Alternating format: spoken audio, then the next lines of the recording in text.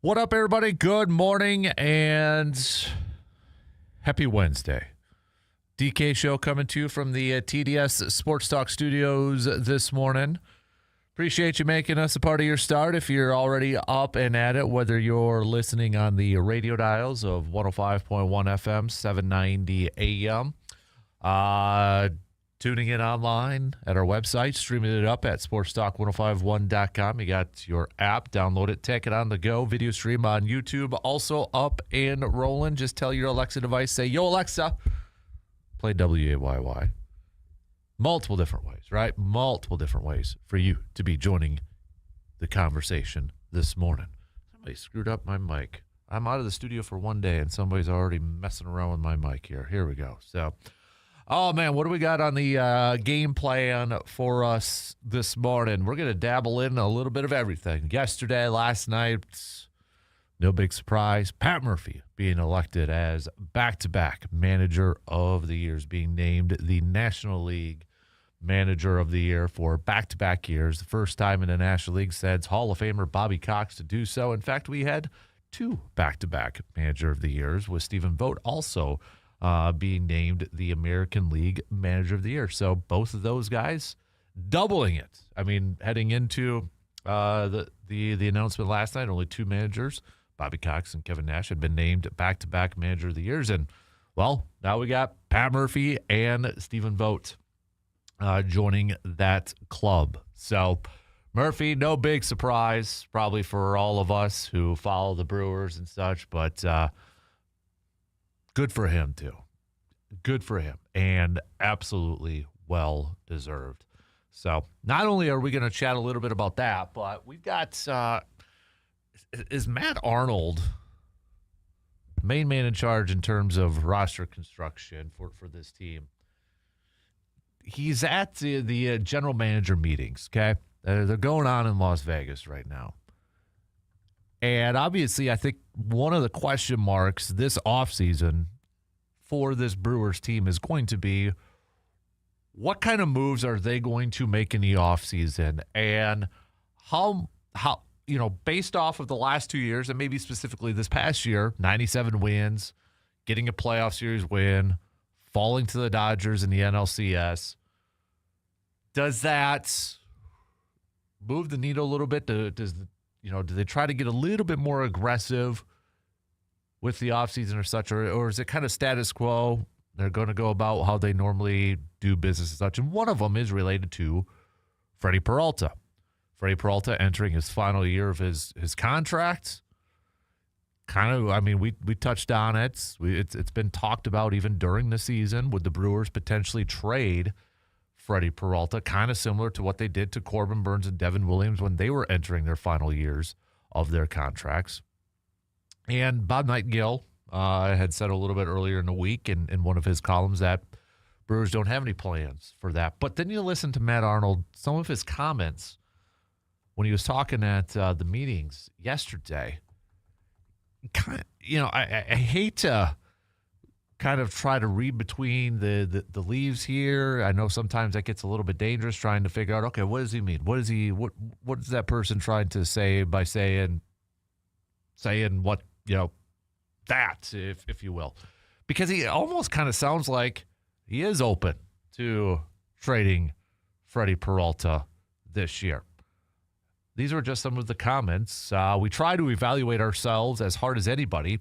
Like, we want to make sure we're turning over every rock we possibly can to do better. And sometimes that requires making really tough decisions. We've had to do that in the past, and we're prepared to do the same thing this year.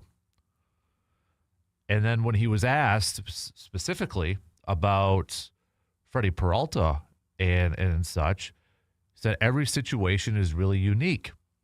Certainly every team in the league is interested in Freddie Peralta, but he means a lot to us too. I would anticipate he's part of our team. But went on to say, look, I think in all these cases, it's a tough decision for all of us. We've had to make a tough decision on the haters of the world and the Corbin Burnes and things like that. And Freddie is certainly in that conversation. We'll never close the door on anything just because we're the smallest market in the league and we have to make tough decisions like that. But we think he can certainly help us next year. So, if you were Matt Arnold, let's say, and obviously you've got probably a lot of teams, like you said, that are very interested in Freddie Peralta, not only because he's a good pitcher, he's still fairly young, and cheap contract for a final year, and he's been healthy for the most part, probably going to draw some major interest, probably could get a decent amount in return. But you're also a team that's coming off of a franchise record 97 wins. And I know it's hard sometimes to take our fanism hat off. But in this instance, if you had to, and you put on the general manager's hats, would you be open to conversations, trade conversations surrounding Freddie Peralta? And if so, what would have to be like the return? And I'm not going to sit here and ask you specifically to name me some players and such, but would it be something similar to what they got in return from Devin Williams last year? Caleb Durbin, who finished third in the Rookie of the Year race. Nestor Cortez for a hot minute. Corbin Burns. You got Joey Ortiz and DL Hall and a pick. I mean, would it have to be like, okay, if we trade Freddie, it's got to be a bat, immediate bat, and something else, like a starter? Or are you just like completely shutting the door on that thing? Like, absolutely not. The only thing that we would be open to if it's like an all-star player. You know what I mean? So think about that for a little bit. Well, I want to talk some baseball and talk some Brewers here and such, but hit me up with some texts or comments on the video stream here this morning. We're going to catch up with RJ Cardinal, who usually joins us on Tuesdays, but since we were at Hy-Vee yesterday, we're going to catch up with RJ today. Badger Hoops picking up a win last night to go 3-0 on the season, defeating Ball State. It was a Nolan Winter game last night, but 86-55 victory for the Badger basketball team. We'll talk about that. We'll talk about some Badger football, hockey, volleyball, all that good stuff. All things Badgers with Mr. RJ coming up a couple hours from now. So we'll hit that up. We'll talk some Packers here this morning. Okay, so the dust has settled here a little bit. Yesterday was a very emotional day. Okay? Maybe we all, now that the dust has maybe settled here a little bit, you're a little bit more removed. You had national shows all across the platforms yesterday coming after Green Bay. Now that it's settled down a little bit, has any of your opinions or thoughts kind of changed? Take the emotion out. It's like, okay, it was a late Monday night game. Right away Tuesday morning, still upset, still angry, still annoyed. Now that we're a little bit more removed, maybe the emotions are out of it a little bit. Anything kind of changed in your mindset? I threw up a post-glass and mirror 715 Speaks poll question last night on the Sports Talk page, and just asked flat out, if you had to pick between the following options I had on there of what you thought was the biggest issue for this offense, or who deserves the most blame for some of the issues that's going on with the Packers offense right now, who would it be? And the head coach is getting 46% of the vote. Quarterback is getting 23%. Offensive line is 17%. Penalties, dropped passes, stuff like that is getting 10%. Injuries, 4%. So has it changed? Has your kind of emotions maybe cooled down a bit? Or are you still like, man, heck no. HE double hockey sticks, no. Absolutely not. Put that up. I want to talk a little bit about the Packers offensive line, some of their issues and such. And Elton Jenkins officially going on the injured reserve yesterday. So, I mean, they ain't messing around with that one. That was right away. Right away they made that move. By the way, Noah Sate Samuel, if you were holding out hope for that, he signed up with Pittsburgh. So practice squad for the Steelers. So We'll talk some green and gold this morning. Believe the Packers will be back at practice today, excuse me. A little bit of a short week getting set for their game on Saturday against the Giants of New York. What else do we got on the docket? It is a Wednesday, so it means, am I wrong? It's a Am I Wrong Wednesday. Give me your bold sports opinions, your bold sports takes that you truly believe, that you'd have a little fun bantering about, or, sitting in your man caves or the bar stools and just kind of, this is your opinion, this is your take, and you'd back it up. You'd have a friendly banter, friendly conversation with it. Text me your best ones, or text me what you would throw out there, and I'll share it with the rest of the world. See if anybody says you are wrong. Also, with it being Wednesday, we'll do a little Chalk Talk Wednesday.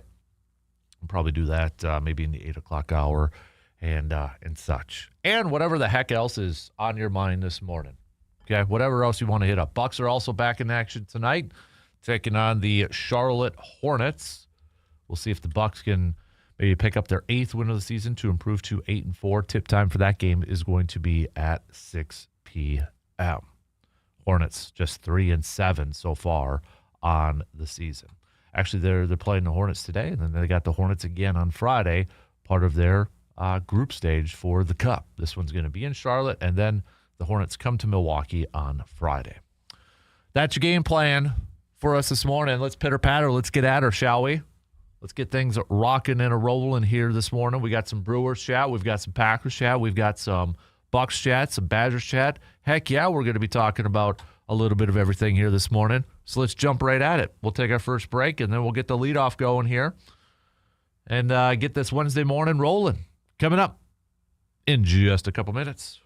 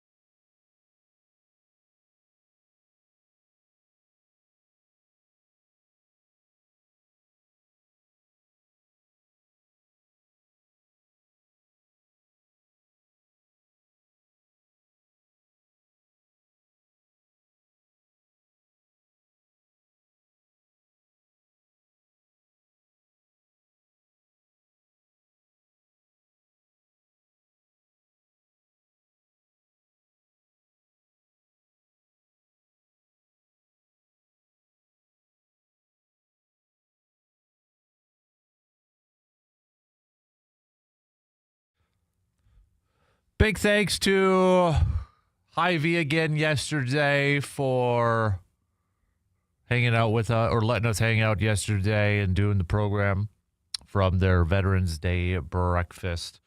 Awesome event, and again, a big thanks to all the veterans and for everybody who stopped by for a quick hello and such. But a lot of fun yesterday, and we'll be back at Hy-Vee next Friday doing the program before everybody heads off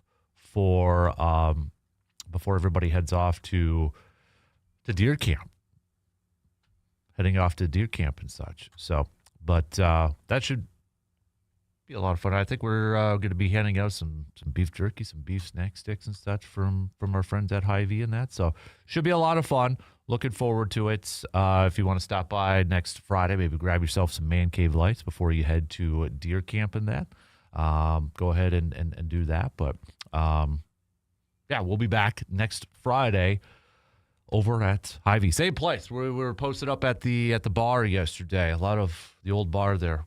Nice. I like that. I like that setup.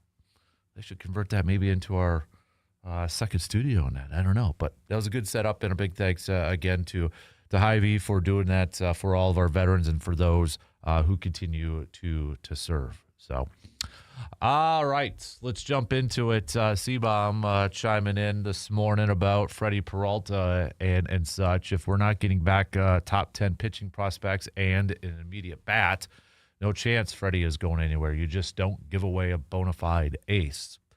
Well, I mean, to be fair, though, C-Bomb, too, they already did a couple of years ago with Corbin. I mean, they traded Corbin for Joey Ortiz, DL Hall, and the 32nd pick in the draft, which, again, baseball draft and such, a little bit different, as we know. But, yeah, I mean, so they kind of already did, right? They kind of already did. But would it be different this time? I mean, this is, again, it's hard, very hard to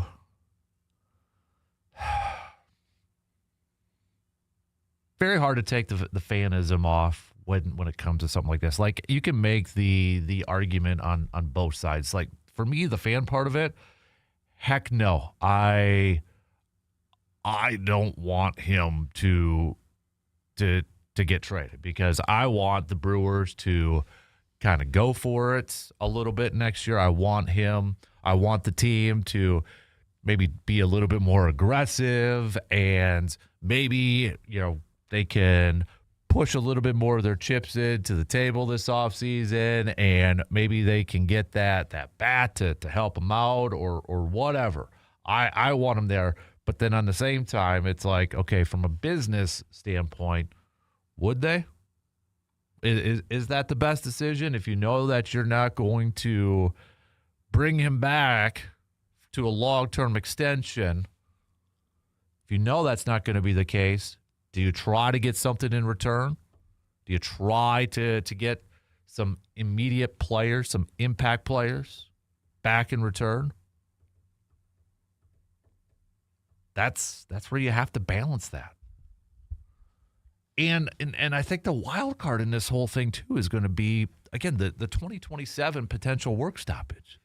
Like, this offseason for Major League Baseball is going to be so unique, so different in the fact that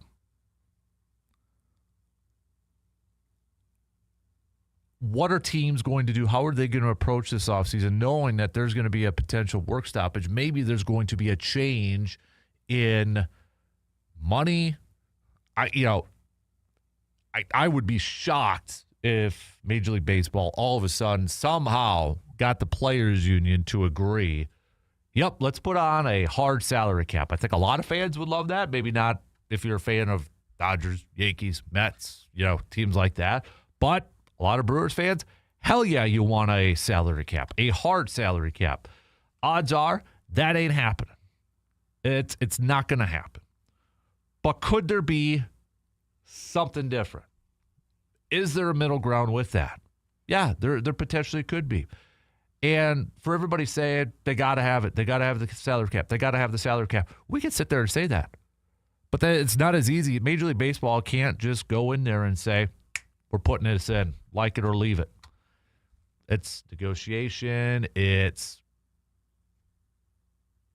probably going to meet somewhere in the middle or maybe a little bit past the middle towards the player side of things. So it's not going to be a hard cap. Maybe there's a minimum spending or something like that, similar to what the NFL has. The NFL has a hard salary cap, but they also have a thing where you have to spend at least 90-some% of your cap in a 3-year period. You can't just we're going to, only spend this amount and we got 75%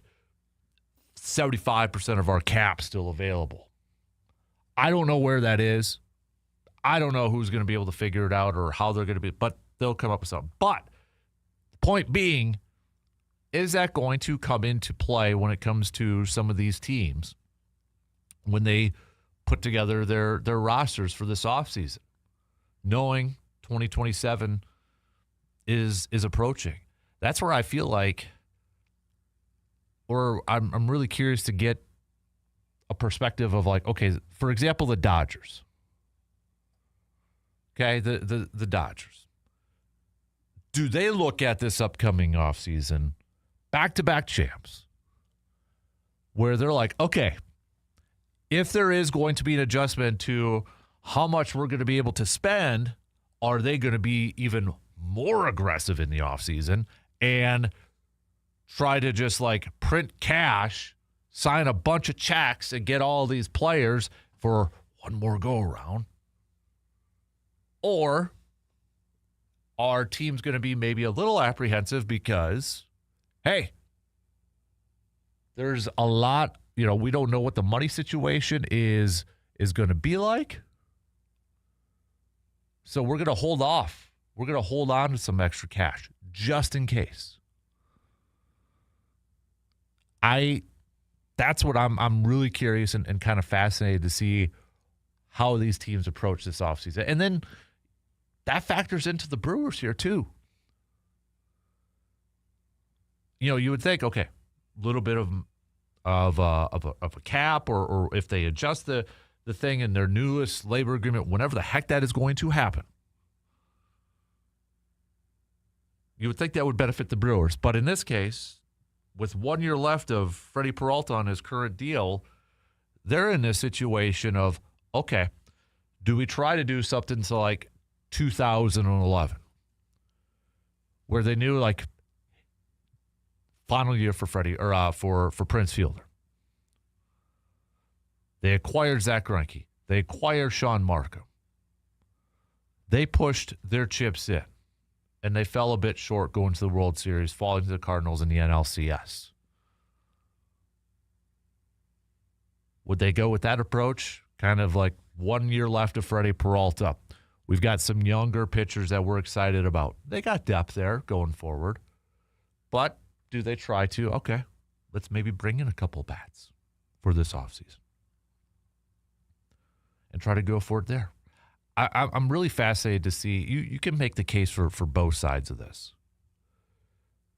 And what would the reaction be like from you if you are a Brewers fan if the Crew traded Freddie Peralta? I feel like there would be a mixed response. Mostly, I think there would be probably a lot of Brewers fans that would be upset, disappointed. But I also feel like there's going to be a mixture of fans be like, not surprised. Not surprised that they're doing it. Or they'd be like, I get it. And, hey, look at the last couple of years. They've made these moves, and they've still made the postseason.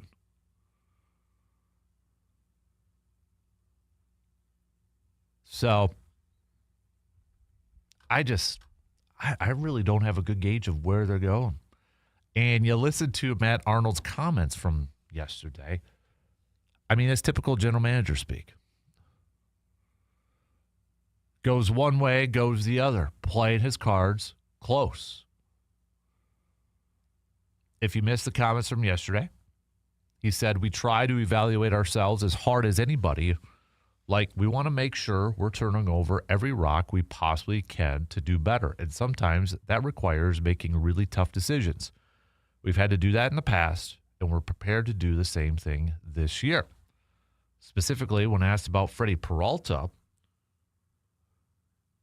he said, every situation's really unique. Certainly every team in the league is interested in Freddie Peralta, but he means a lot to us too. I would anticipate he's part of our team. Later on said, look, I think in all these cases, it's a tough decision for all of us. We've had to make tough decisions on the haters of the world, in the Corbin Burns and things like that, and Freddie is certainly in that conversation. We'll never close the door on anything just because we're the smallest market in the league, and we have to make tough decisions like that. But, we think he can certainly help us next year. Well, of course he can help you next year. Absolutely. Nobody's going to be arguing that. Nobody. But you kind of look at Freddie, too, and I would argue he is easily one of the leaders in that clubhouse. Last year, you moved on from Willie Adames. Big-time leader, emotional leader. Freddie, I would put similar, not as probably emotional or as exuberant as Willie Adames and such, but Freddie's up there, too. A big part of that clubhouse in terms of leadership. So if you move on from him, and let's say you move on from Brandon Woodruff, you don't bring him back, are you ready to roll the dice on a very young pitching staff for next year potentially? Yep, Mizorowski got some good experience this past year, postseason. Chad Patrick, same thing. But if they don't make any other moves in terms of starting pitching, Miz might be your opening day starter, then Patrick, then Quinn Priester. I mean, that might be your top three. Again, if you don't bring in another veteran. After that, you throw a little Robert Gasser, maybe throw a little Logan Henderson in that mix too. Does Tobias Myers go back as a starter? Where does Aaron Ashby fit? I know he wants to be a starter, but Brewers may be like, nah. Very interested to see. I think this is such a unique offseason for the Brewers and for a lot of teams. Pat Murphy, though, let's give him another shout out. Pat Murphy, Manager of the Year. Manager of the Year for the second year in a row. I don't think there's any question. If we kind of did a Q rating, if you had to say, all right, between the main sports in the state of Wisconsin here, the top ones, if he's not one, got to be what? Top two, top three? If we throw in like college hockey, Mark Johnson, of course, with the hardware. I'd throw in Kelly Sheffield for Badger volleyball. Matt Arnold. If we kept it to just the pros, Pat Murphy, Doc Rivers, Matt LaFleur, not even close. Dare I say, okay, I know we kind of do this once in a while, but dare I say, if you had to go, for this case, let's put Badger football in this one. So I'm just looking at these four teams. Badger football, the Brewers, the Bucks, and the Packers. We do this once in a while, but given everything that's going on with Green Bay and that, if you had to put those coaches / managers in order, is Doc Rivers number 2 right now? Pat Murphy would be 1, right? I don't think anybody's going to argue that. And if you do, tell me I'm wrong. Tell me I'm wrong, I guess, on this Wednesday. Pat Murphy 1. Is Doc Rivers number 2? Is it Matt LaFleur? Luke Fickell, okay? Would you put Luke Fickell above Matt LaFleur right now? Is Luke Fickell still at the bottom? Doc Rivers, if you're a Bucks fan, a lot of Bucks fans not big fans of Doc Rivers. But given let's just keep it to the 4. Okay, I'm not going to throw in Greg Gard or Shaka Smart from Marquette or Mark Johnson or Kelly Sheffield or any of those. Pat Murphy's 1. Who's 2 through 4 then? Is it Doc Rivers, for crying out loud? Let me know, Wisconsin fans. I'm kind of curious to get where the Q rating is for coaches and managers right now for Wisconsin. Let's take a quick break. We'll have more. Coming up, hit me up, though, with a text, all right? 715, we've got a couple texts I got to get to here, or comments on the video stream. We'll be back in just a couple minutes.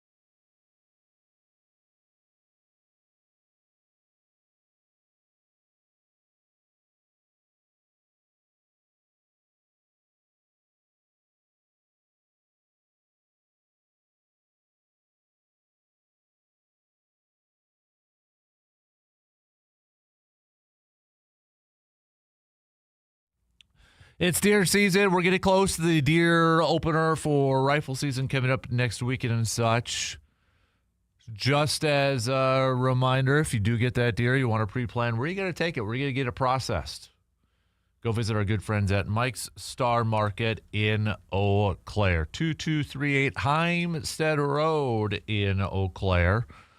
They offer custom venison and other game processing. You can check them out online, mikestarmarket.com. They got a page dedicated to venison processing. So get the details over there. I mean, you could get some brats made. You could get some bacon made up. I love some good venison bacon, man.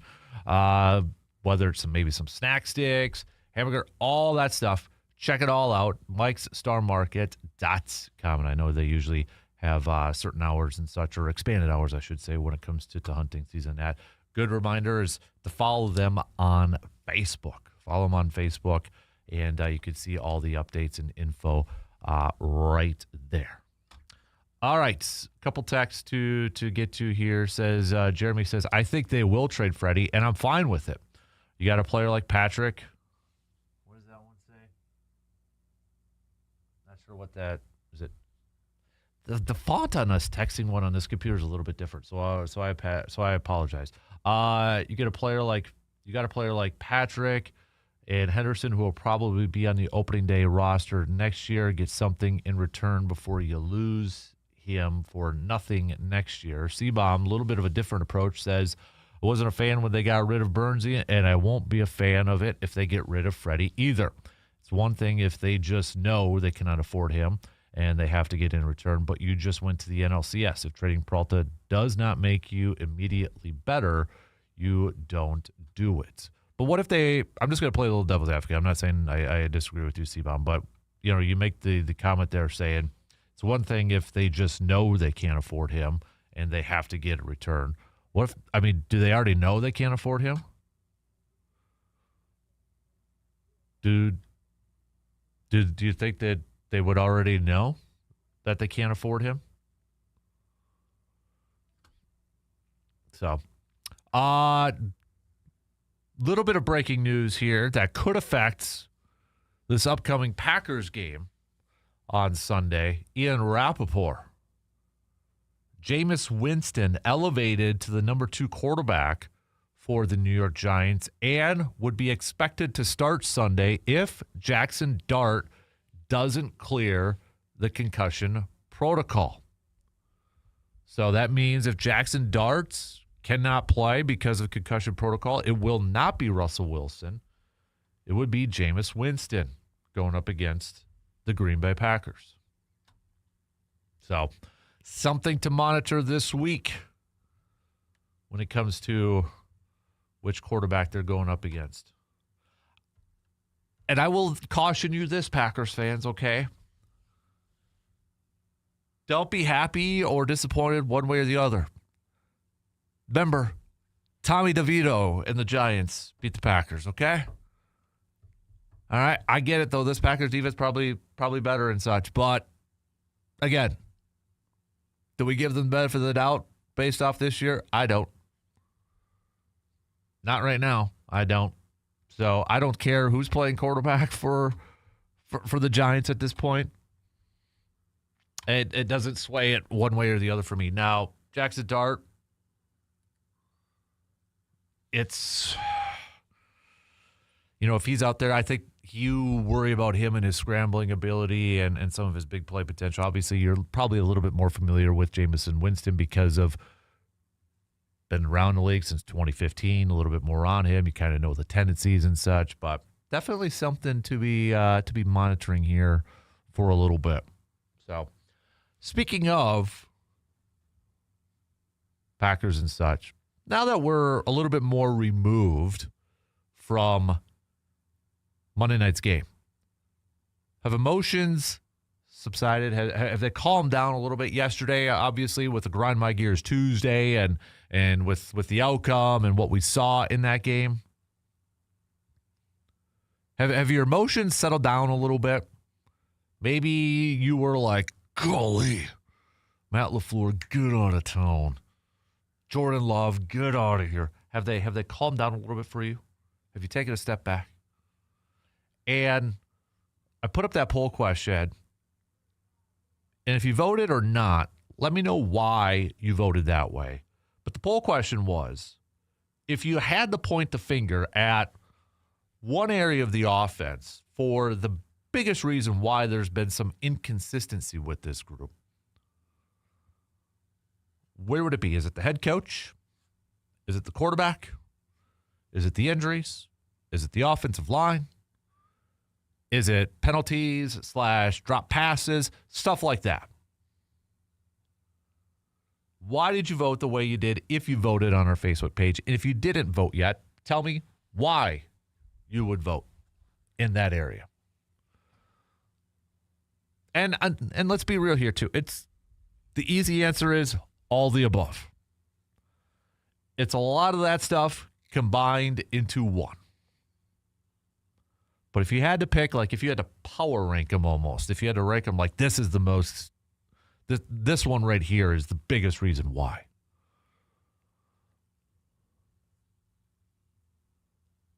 Think about it for a little bit and send me over. And while you're at it, send me your maybe that's your tell me I'm wrong. Tell me I'm wrong. It's the quarterback. Tell me I'm wrong. It's the head coach. It's Matt LaFleur. Tell me I'm wrong. Maybe that's your easy one for that.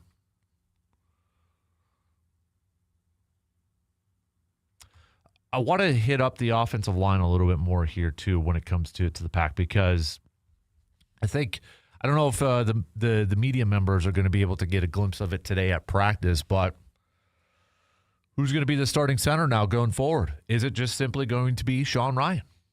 Is this a chance, or should the Packers really kind of take a look at this group and say, we got to change things up regardless of who's maybe getting paid the most, Aaron Banks. We got to put our 5 best out there. And does that include Anthony Belton? Do you put him at right tackle? Do you move Zach Tom?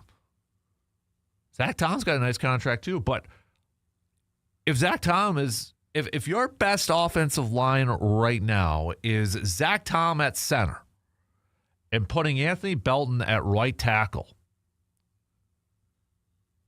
at this point in time, do you do it? Hurt feelings put aside? Do you do it?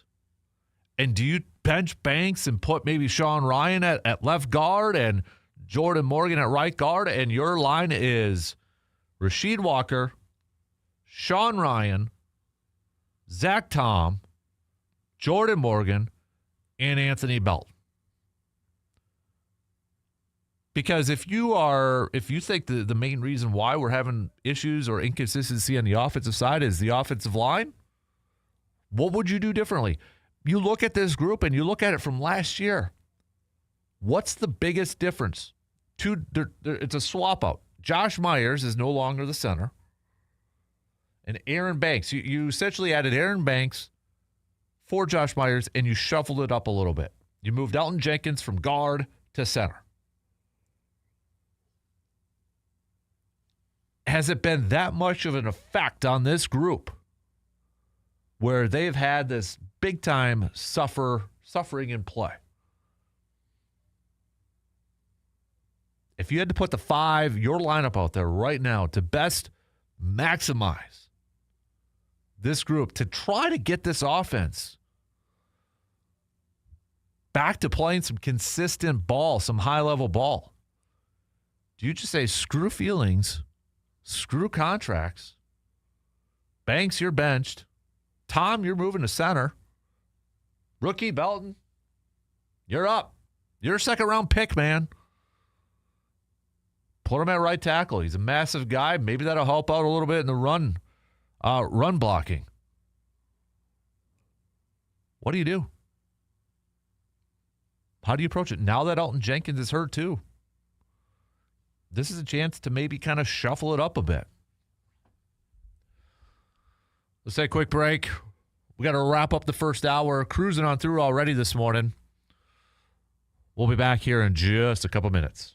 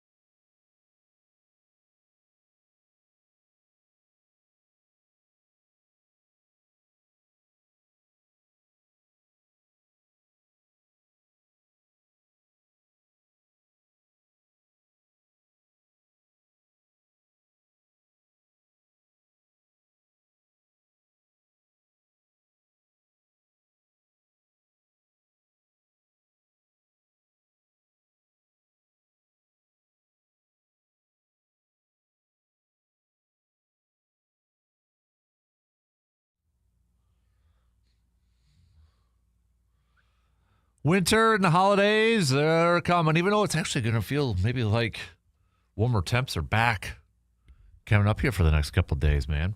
But, hey, don't let aches and pains slow you down at Chippewa Valley Orthopedics and Sports Medicine. They help you get back to on your feet, back on the field, and feeling your best.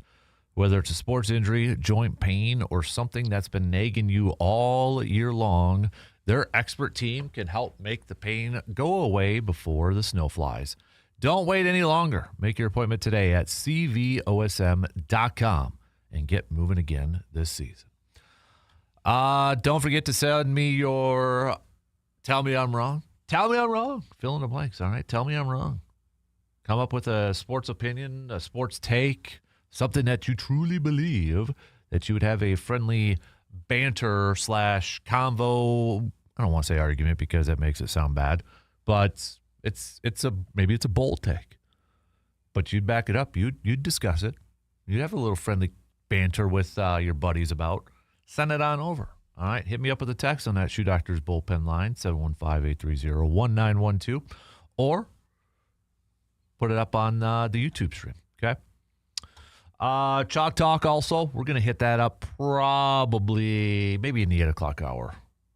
Yeah, I think we'll do that in the 8 o'clock hour, right before we chat some Badgers with Mr. RJ Cardinal this morning. Mark says, DK, it's too early in the morning for these hard questions. On the Wisconsin coach's question, it's Murph clearly at 1, and the other 3 are all at 4. Yeah, just kind of a fun little question. I threw out there a little bit of a poll question. Know that Murph is number 1, Q rating sort of thing. Just looking at these 4, okay? And just looking at the 4 of Murph, LaFleur, Fickle, and Doc Rivers. Taking out Greg Gard, Shaka Smart, Kelly Sheffield, Mark Johnson, because they'd be very high. But if Murph's 1, which tell me I'm wrong why he wouldn't be number 1 right now in Wisconsin, who's 2? You put in LaFleur? Is Doc Rivers 2 right now? Anybody going to be bold and put Luke Fickell at 2? Come on, don't be shy. Don't be shy. Throw it out there. I'll make my picks too. I'm gonna save it for a little bit later on. We got a few hours yet for this thing. But who would you put up there? All right, come on now. I know there's a certain fellow. I don't know if he's listening. He'd say bring back Mike Budenholzer right now, and maybe he'd be number 2 at this juncture. And who would you put as your starting offensive line for Green Bay right now? Who would you put? Do you, if you, especially if you are a fan that believes that the main reason this offense for Green Bay's at an inconsistent level or not playing at a high level is because of the offensive line, how would you shuffle it up? Would you shuffle it up? Do you change something? Try something different. And I know yesterday, too, we were talking a lot about, is Matt LaFleur on the hot seat? Should he be on the hot seat? And we threw a little bit of, the conversation about Goody over there, too. But, the Micah Parsons trade was awesome, okay? Impact player. We're seeing the benefits. Is that clouding up the other 2 moves he made in free agency, which were Nate Hobbs and Aaron Banks, which have not been working the greatest. I mean, that's a lot of money to Aaron Banks, and it was met with some raised eyebrows when it was announced. But I know I did, and I know a lot of others did too. Kind of gave it the benefit of the doubt because it's like, oh, okay, he did the same thing with Billy Turner, gave him a contract, and everybody's like, whoa, Billy Turner, what? Billy Turner turned out to be, for a few years, a solid offensive lineman. But right now, it ain't working out. So how much of the pressure should be on Goody? We were hitting it up all on the head ball coach yesterday, but does Goody maybe deserve some of the flack that's being thrown out there too. It's just something to kind of ponder going forward. Where are we at on the shot clock? All right, shot clock's going to come off in about 40 seconds or so. So, again, just kind of revisiting some of the questions I'm throwing out there. I know it's early, but it gets the brain juices flowing a little bit. Freddie Peralta, you're Matt Arnold. Take the fanism cap off. How do you approach this offseason with Freddie? Do you roll with it for one more year, knowing you're probably not going to get anything in return when he leaves in free agency with signing a big deal? Do you try to get something in return for this year? What do you do? Put yourself in that position as Matt Arnold, not as a fan, as Matt Arnold. What do you do? One in. We got a couple more to go here. Get those texts flying on here, bud. Or buds. Buds and buds. I don't know what that was all about. Anyways, one in. We got a couple more to go. We'll be back after these quick news updates.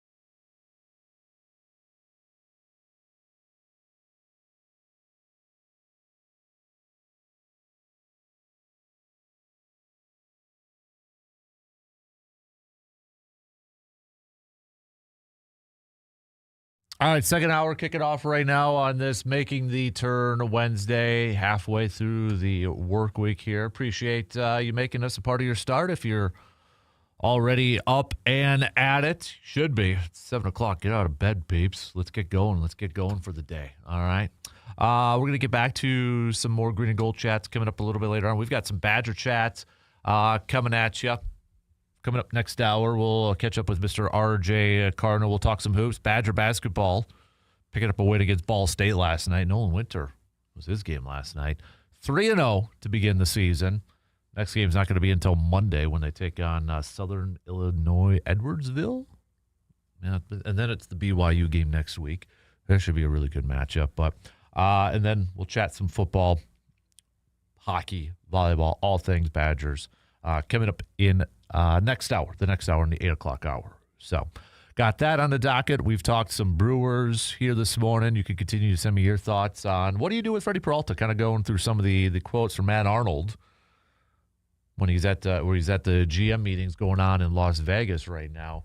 Kind of like, do we trade him? Do we not? Kind of going a little bit back and forth on this thing. So put on your GM hat and take off your fanism hat. What do you do? What do you do? C-Bomb says, if I'm Arnold, here's what I'm doing. I'm trying to sign Freddie to a 3-year, $60 million deal. The average salaries of the top 15 pitchers in the big leagues is $35 million. This locks Freddie up for 3 years, gives him a big raise, and also gets him money that he may not get after the CBA while still allowing him a chance with a huge contract in a few years.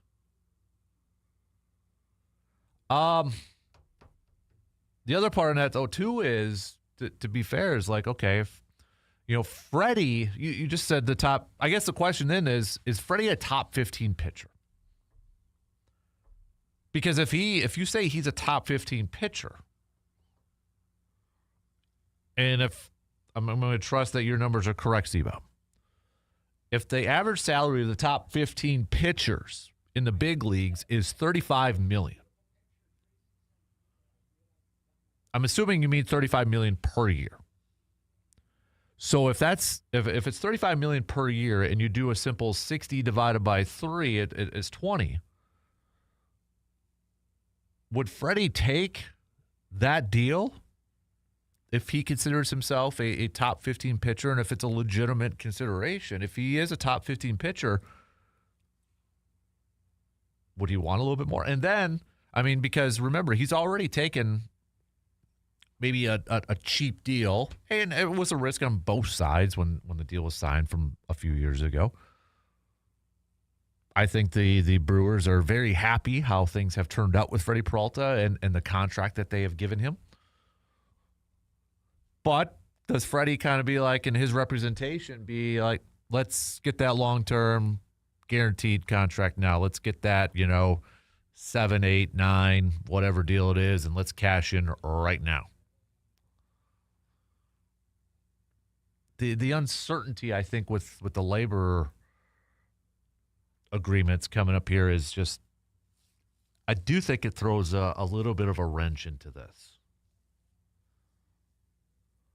Just a skosh of a wrench. It's tough. I get it. It's tough. Because obviously I would imagine if you're, general manager, president, baseball, whatever your role is or title is, if you're the dude that's, in charge of making these decisions and that, you have to be a little bit of a fan of the team.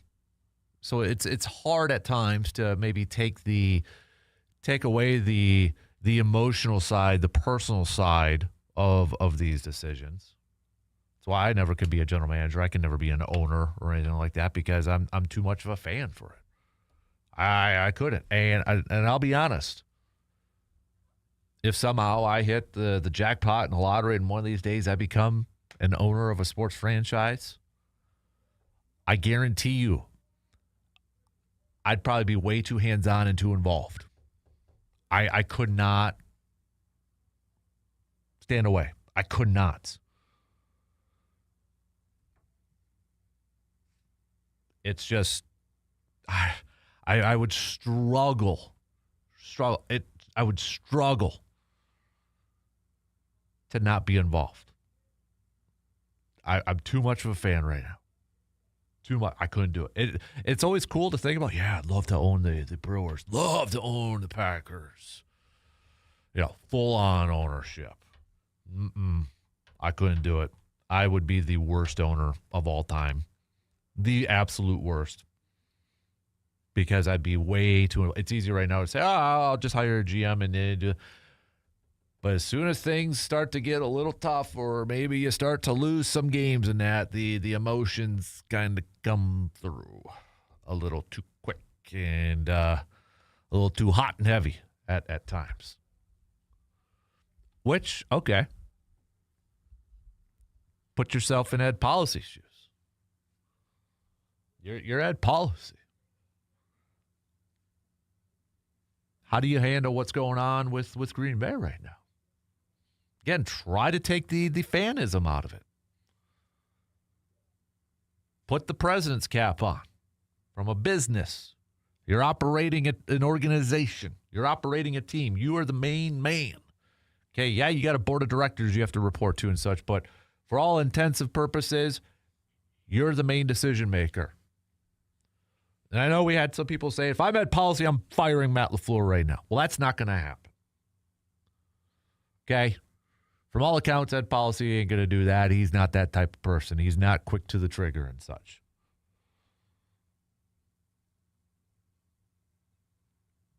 I would love, because it's such an unknown so far. We don't have enough of a sample size of Ed Policy's tenure as the president, as the main guy for Green Bay, to kind of get a sense of how he's going to be in terms of decision making. Is he a patient person? Is he too patient of a person? Is he a person that gets, he's got a quick trigger or something? We don't know yet. We don't know. We don't have that idea.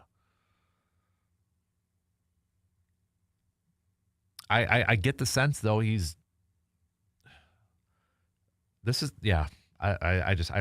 can't even say I get the sense, because I don't know. We don't know. But what would you do if you were Ed Policy going through this situation?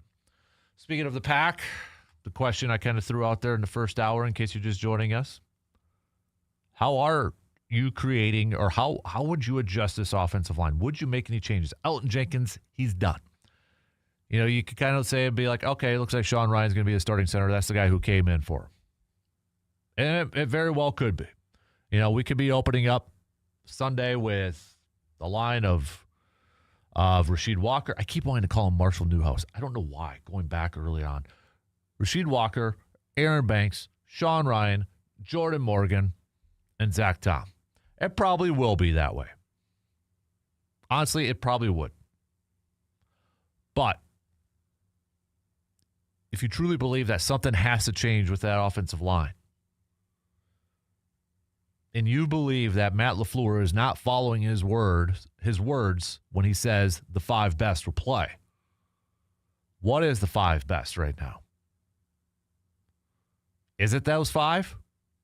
Or do you try to get Anthony Belton in, the massive right tackle, to try to improve a little bit of that run game? Especially with this nugget, too.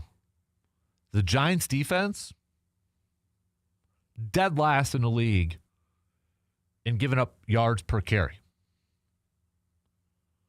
They have allowed over 180 yards rushing per game over the last 4 games. 5.5 yards per carry, over 180 yards per game over the last few. I know a lot of people have been wanting Jordan Love to throw the ball more. Let Love cook. Let him throw more. But this might be a game where, again, if you can't run the football against the league's worst in terms of yards per carry, and they're really giving up a lot on the ground here lately,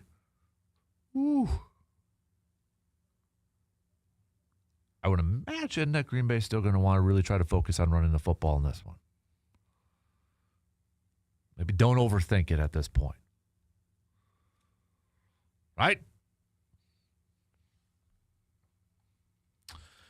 Okay.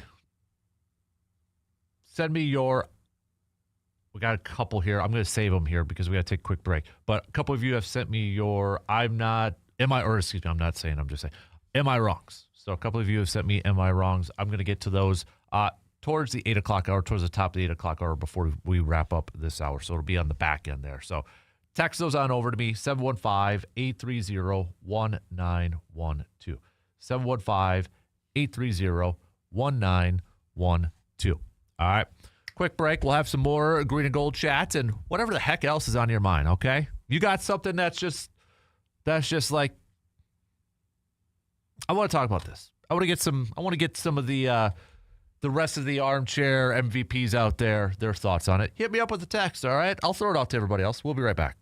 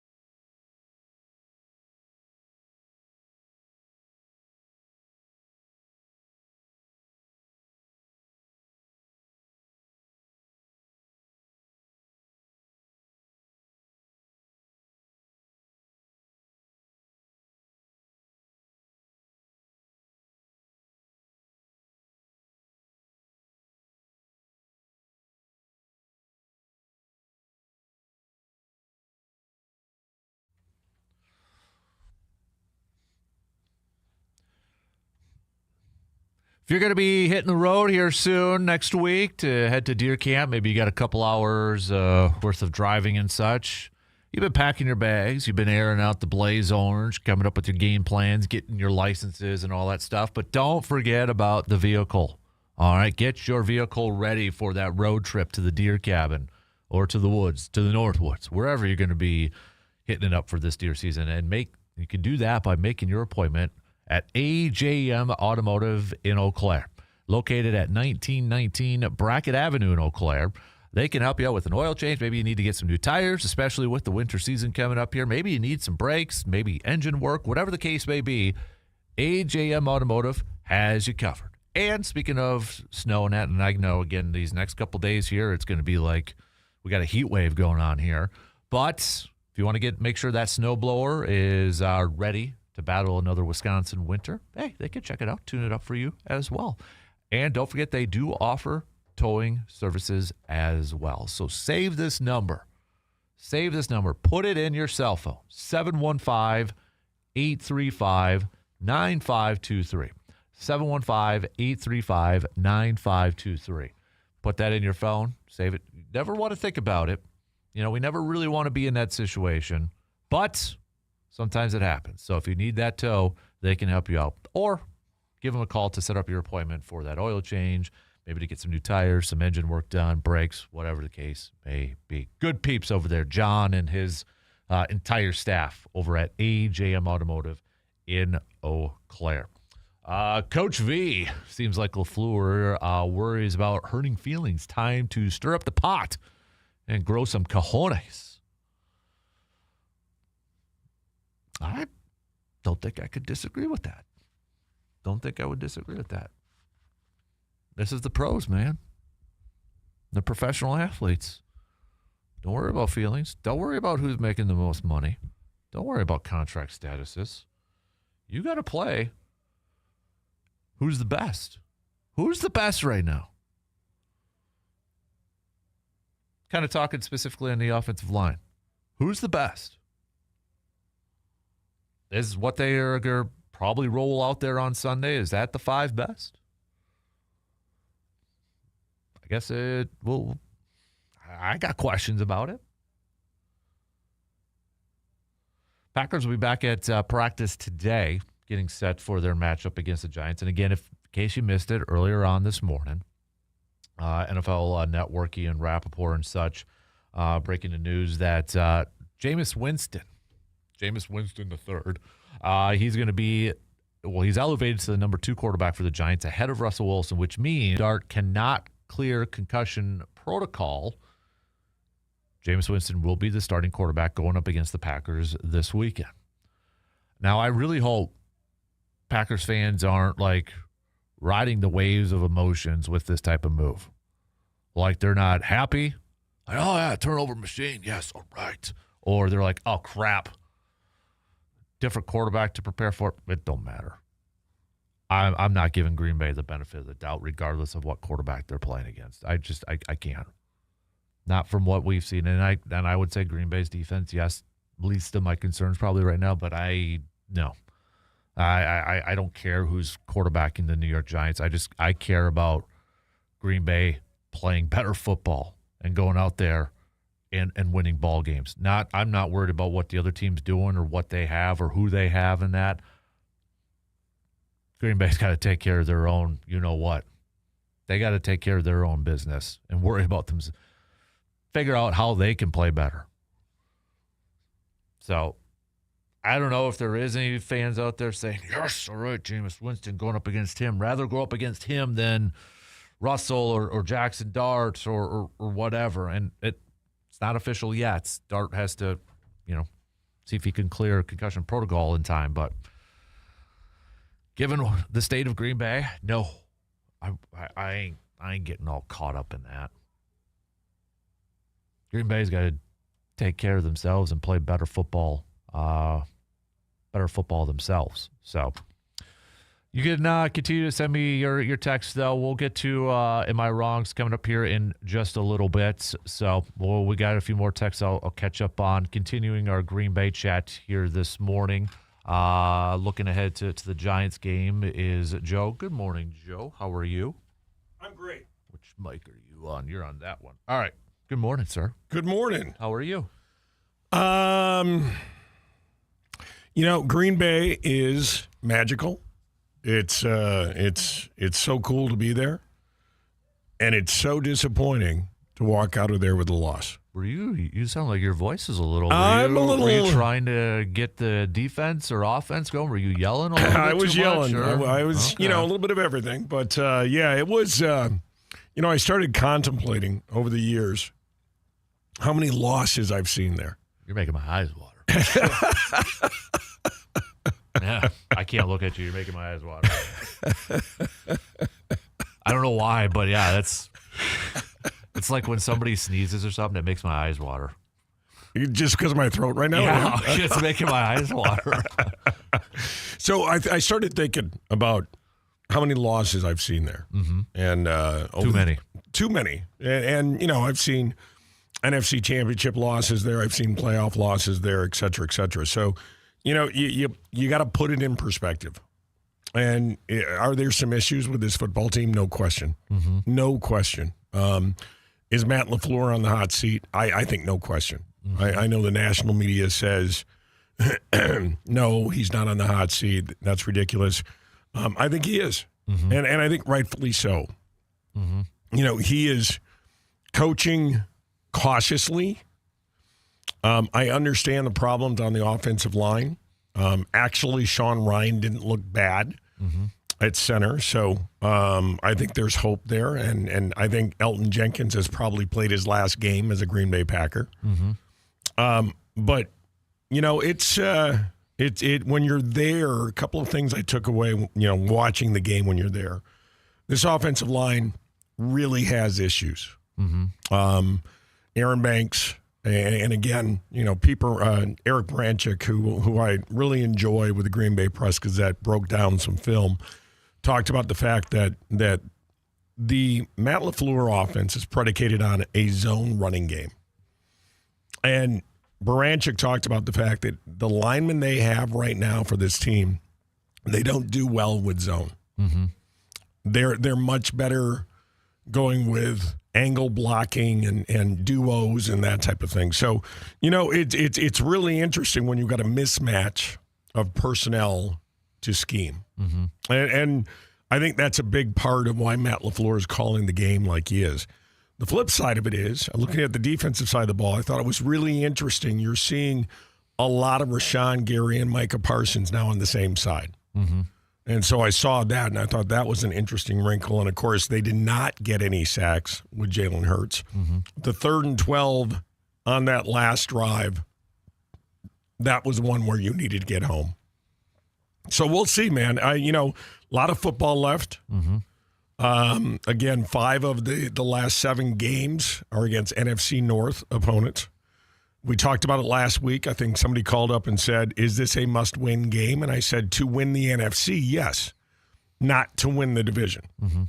And so, can Matt LaFleur pull this thing together? Absolutely. Mm-hmm. Has he proven in the past that he can adjust? Absolutely. Mm-hmm. Will he? I don't know. Mm-hmm. I don't know. And by the way, you said who are your 5 best? I'd put Darian Kennard out there. If you look at PFF, from a run blocking standpoint, he actually grades better than some of those guys that are out there right now. Mm. So I'd give Kennard a shot at that right guard before Jordan Morgan. Interesting. You would keep Sean Ryan at center? Yep. Aaron Banks still at left guard? What's your other choice? Sean Ryan? If he's your center. Zach Tom? If the 5 best are going to play. I'm with you. Yeah. But if you've got Sean Ryan now playing center, Jordan Morgan's Put Zach Tom at center if he's supposed to be an all-pro over there. I don't think they want to do that. No. But I'm just saying if Matt LaFleur says 5 best. 5, yes. Yeah. I agree with you there. You know, it's like, okay, put up or shut up times. Yeah, I mean this. Because I think a lot of fans are just getting tired of LaFleur's like, we got to put gas on the pedal. You know, I think they're like cliches are getting old. Yeah, the cliches are getting old. Yeah. So, you know, I think Kennard should be starting. I think Jordan Morgan can't play that right guard position.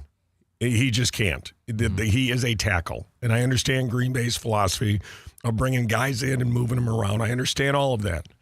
I just don't think he is a guard, especially a right guard. We had a texter yesterday chime in about the offensive line and playing different positions, and they noted that Jason Kelsey was talking about, you know, where Philly does the opposite approach, and that's why they're so good on the offensive line. They bring in guys and they just focus on that certain position. Now, I know we're reacting after one game and such. Mm-hmm. That would you like to see Green Bay use that approach? Do you like the versatility? Does it come back to bite them at times because of the versatility where they're trying to maybe put guys like Jordan Morgan, for example, in this case? Yeah, I think it does. Mm-hmm. You know, but it's a fine line. Mm-hmm.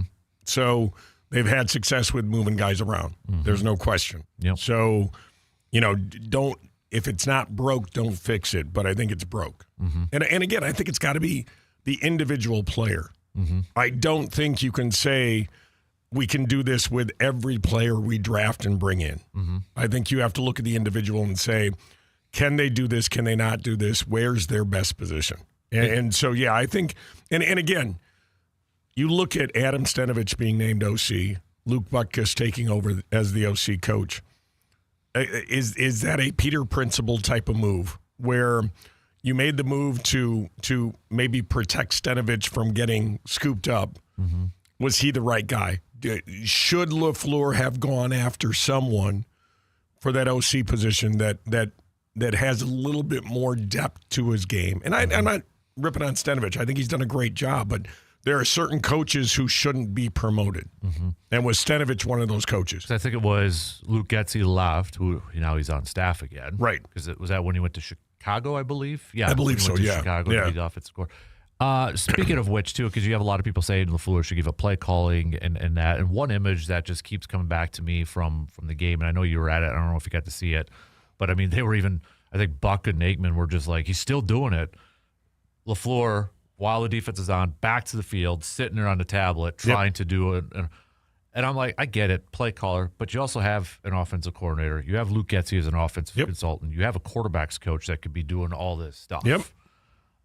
To me, that was not a good look. It was not a good look. No, look, the other non-good look of that game was the 4th and 1. Yeah. When the Eagles' defense is calling it out. Now, that's blame on LaFleur for sure, because he called it with no audible. Yeah. But that's also blame on Jordan Love. That's 4th and 1. You had 2 timeouts left. That was the ball game right there. And so at that point, Jordan Love needs to say, I got to call a timeout. I don't like this look. Yep. And so, and is Jordan Love pressing because of the offensive line? Is Matt LaFleur pressing? Yes, I think the answer is yes to both of those. But you listen to guys much smarter than me, and probably you. I'm talking about Dan Orlovsky and those guys. They're all saying let Love cook, go tempo, get the ball out quick, all of these types of things. And I tend to agree with them. But there's certain aspects of the game where Jordan Love still isn't where he should be. Do I still think he's top 10 quarterback in the NFL? Yes. I'd put him right around that, 8 to 11 spot, if you will. But there's certain aspects of the game right now that I think either, again, this team is stressing under the pressure, including the coaching staff, and some of the players are as well. And maybe that's where Jordan Love is right now. I think a lot of, just from talking with some people yesterday and that, you look at the offensive line, why have they come down so much? And, I mean, really the only change was Josh Myers that big of a deal with this group, playing that center role? I had a conversation at the bar after the game with some Packer fans. You can't overestimate the importance of chemistry when you look at the offensive line. Now, was Josh Myers a great center, or is he a great center? No. But you look at the whole. You look at first of all, the comfort level Jordan Love had with Josh Myers. And then you look at Elton Jenkins playing left guard. Perennial Pro Bowler at that position. And so you look at the chemistry, and sometimes the sum of the whole is greater than the individual parts, especially when you look at the offensive line. And so, yeah, I think Green Bay made an error in doing that. Now, did any of us this offseason think that it was going to be that bad? No. No, none of us did. Elton Jenkins, played center in college. He can make that move. Everything's going to be fine. Josh Myers was mid-grade at best. And you're not going to overpay for a mid-grade player. But now you look at the sum of the whole, and you say to yourself, you know what? Maybe that was the wrong move. Because that offensive line last year, especially from a run-blocking standpoint, they were great. Especially when teams knew that's what they wanted to do, right? Absolutely. Absolutely. They still were running it down your throat. Yeah, and so, that's why I the Darian Kennard thing I go back to. At this point, what do you have to lose? You've seen enough game film of Jordan Morgan at right guard. You've seen enough game film of now you have to go Sean Ryan at center. You have to. Mm-hmm. I don't think you bring Monk up to play that position. And so at this point, I think Sean Ryan's the guy. And you know what? He's auditioning now for that center position. It's going to be the other part of this too is, on the road, because Elton Jenkins was putting a lot on his shoulders, or the Packers were, when it gets to a silent count. Yep. Usually it's the guard, but Elton Jenkins was still doing that, looking between his legs and all that sort of stuff. So I'm kind of curious, okay, that's the responsibility that's got to go to somebody else on that offensive line now. Is it a Banks? Is it a Morgan? Or who is it? I'm a little nervous, to be honest with you. Well, yeah. I mean, there's no question. Mm-hmm. And again, there are some holes on this team. Mm-hmm. The offensive line we've talked about a lot, but, receivers didn't play well this past week. No. And why? I'm just going to say, why did Bo Melton get more snaps than Malik Heath? Right. You got a guy that hasn't practiced at receiver. And obviously you could see Bo Melton was rusty at best. Yeah. And that's complimentary. Yep. 2 huge drops. Yep. And he was also the one that covered up the tight end on the big play to Christian Watson that was called back. Yep. And so why is Malik Heath not in there? And all Malik Heath has done is made some solid plays once in a while. Yep. I love Malik Heath. Why would you go that direction? And of course, and LaFleur said he wanted somebody to take the top off the defense because of Bo Melton's speed, et cetera, et cetera, et cetera. That's it. A lot of those things didn't add up, and it goes back to what you said. And you and I have had conversations over the years about this. I don't like play caller head coaches. Mm-hmm. I don't like it. You need to have a much more global perspective when you're the head coach. And when you become the play caller as well, I just think you lose that global perspective. Mm-hmm. You get very microcosm-ish, and you're focused on the next play rather than the game. Mm-hmm. And, it goes back to, too, and going back to Baranchik's All-22, he said LaFleur did a nice job of playing to the offensive line strengths in the first half with going with some duo and some power and that type of thing. And then he abandoned it. Now, did he abandon it on purpose, or did he lose track of it? And again, that I think it points back to, now, Matt LaFleur is not going to give up the offensive play calling. No. Stenavich is not the answer. Yep. So it is what it is this season. Mm-hmm. And like I said, Matt LaFleur has an opportunity to coach his way out of this. Yeah. And I think it is an opportunity. I don't think the season's lost. I said again, and I think you and I talked about it last week, we're going to know about this football team at the end of November. Mm-hmm. You got the Giants, you got the Vikings, you got the Bears. Or you got Giants, Vikings, Lions, Bears. Yep. So you're going to know where this team stands going down the stretch drive. Right. So, again, can LaFleur do it? He's proven in the past he can. The doubt meter for me is inching higher and higher with every week right now. It is, and I know we kind of touched on it a little bit last week too, and I think we're both fairly level-headed when it comes to that type of stuff. Yep. I don't like you said, I don't like coaching changes. Nope. I don't. And the thing is, I know there are some fans who want LaFleur gone right now. I'm not going to root for that. I mean, because I want him to succeed, which means the team is succeeding, for crying out loud. Right. So I hope he could change it around. But like you, it's like, is ego coming into play here a little bit when it comes to LaFleur and that? And I think that's the same for a lot of coaches. Oh, no doubt. Yeah, no doubt. I want to show how smart I am. Right. And so I want to out-scheme you on a regular basis. Mm-hmm. And it's again, we've seen it now a couple of weeks in a row. And has LaFleur pulled a rabbit out of his hat before and adjusted? Yes, he has. I think he adjusted midstream last year, knowing what he truly had in Josh Jacobs. I think he adjusted with Aaron Rodgers. Mm-hmm. I think he adjusted with the transition from Rodgers to Love. So he has proven he can do this in the past. And not to go Mike McCarthy, but Matt LaFleur is a successful NFL head coach. Mm-hmm. Regardless of what Packer fans want to say, you look at the record, you look at the things that he's accomplished in his tenure. And I get it. A lot of social media was coming out, a lot of other teams saying, we'd give up draft choices to get a coach like LaFleur. So, but, I think this is one of those pivotal points in his career where he's either got a golden opportunity to really prove how good he is, or he's going to fail because of the pressure. Right. And I think that's where it's at right now. It is a pivot point for his career. Right. And I think, too, from a lot of the fan perspective on this, too, is you have Jeff Hafley on staff, which I think a lot of fans want to see, like, oh, you just go to him then and make him the head coach. That's the easy answer for a lot of people in that. And, you enter the season by trading for Micah Parsons and these huge expectations and such. So and then I would add in there, too, it's a new president that we don't get a sense of. Right. We don't have a sense of what Ed Policy is thinking, or, I mean, if this is Mark Murphy, maybe it's not that big of a, because Mark's not going to make a move. Right. Sort of thing. So there's a lot of variables into this that I think it's a bigger question because of all that. I agree. And I think Policy did the right thing by coming out and saying, I'm not going to rubber stamp this thing. Right. It's a little bit of a, hey, prove it now.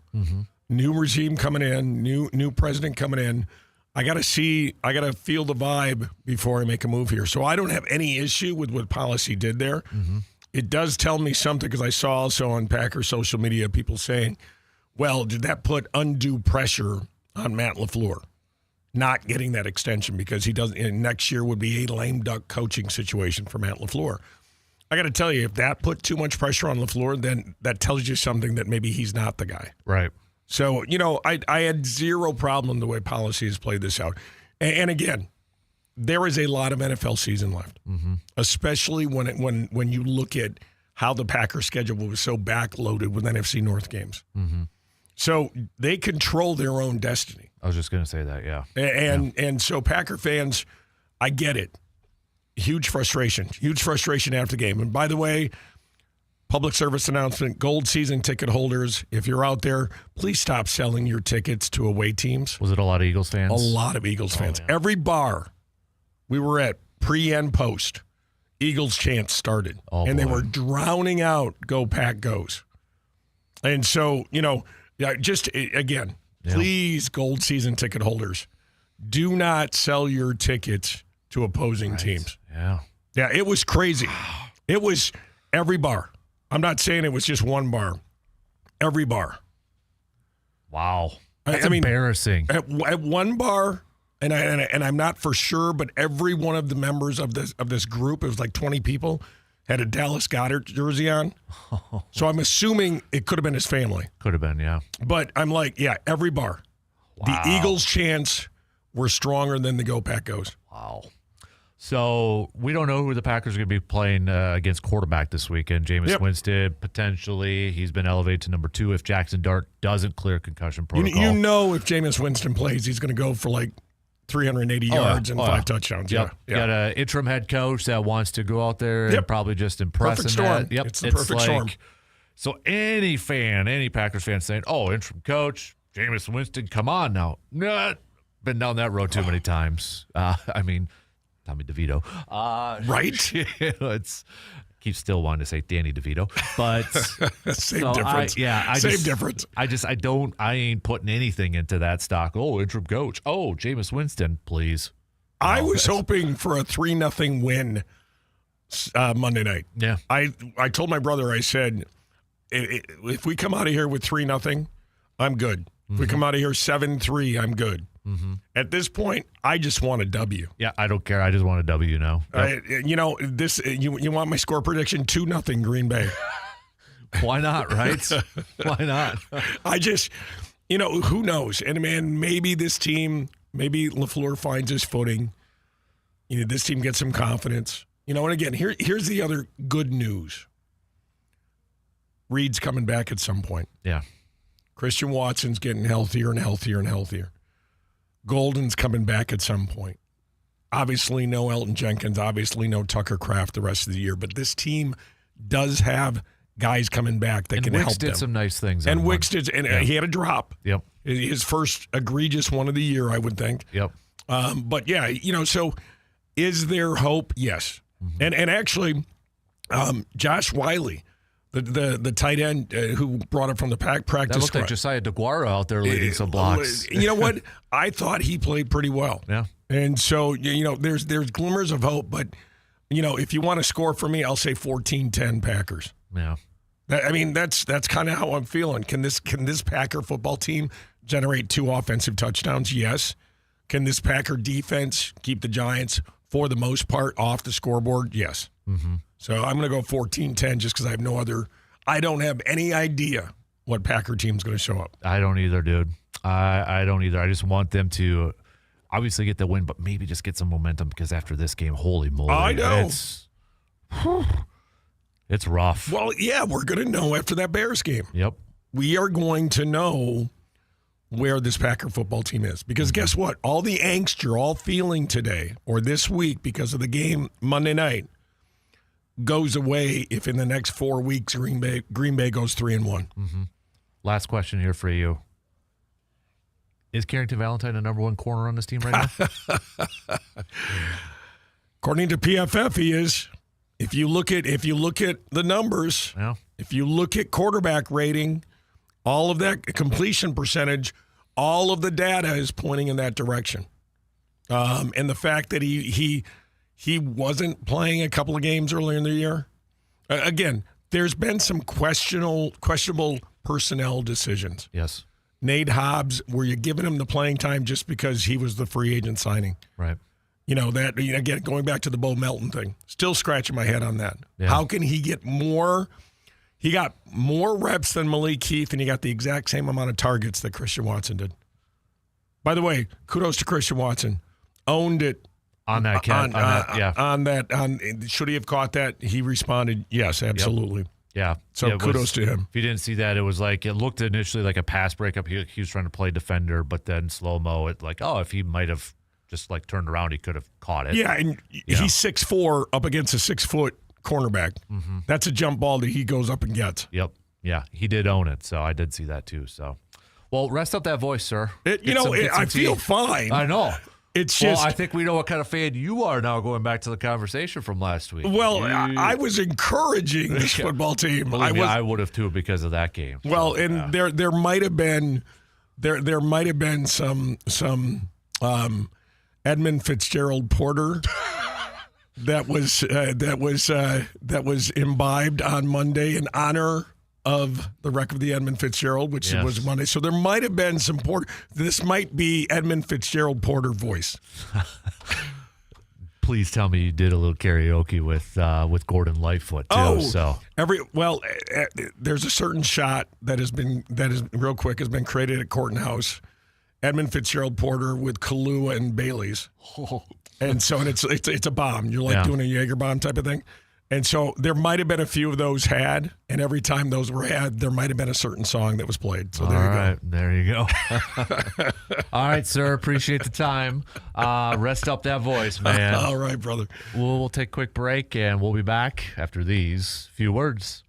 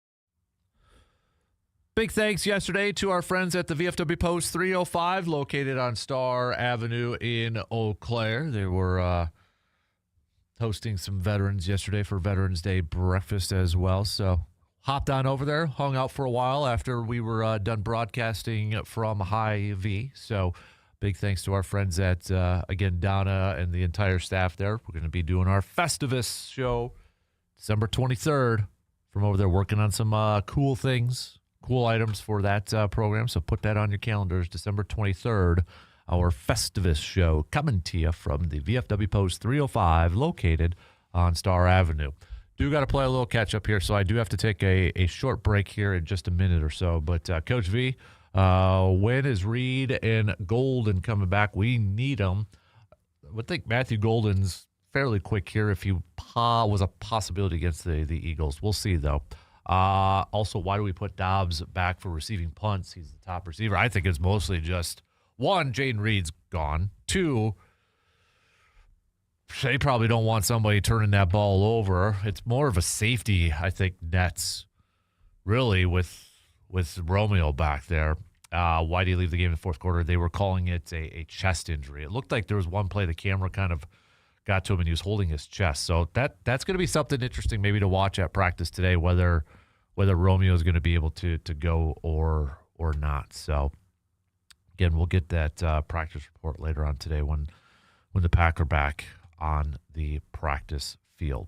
So we'll talk some more green and gold throughout the morning here. But you got a topic. You got whether it's Packers, whether it's Badgers, whether it's Brewers, Bucks. They're like, hey, what about this? It's a wild card Wednesday. Text it on over. I'll throw it out to the rest of the class. Okay? We're going to talk some Badgers coming up next hour with Mr. RJ. We got some hoops with him, with football, a little hockey, a little volleyball, all that fun stuff. We'll take our final break here, really quick one, as we start to wrap up the second hour coming up after these quick words.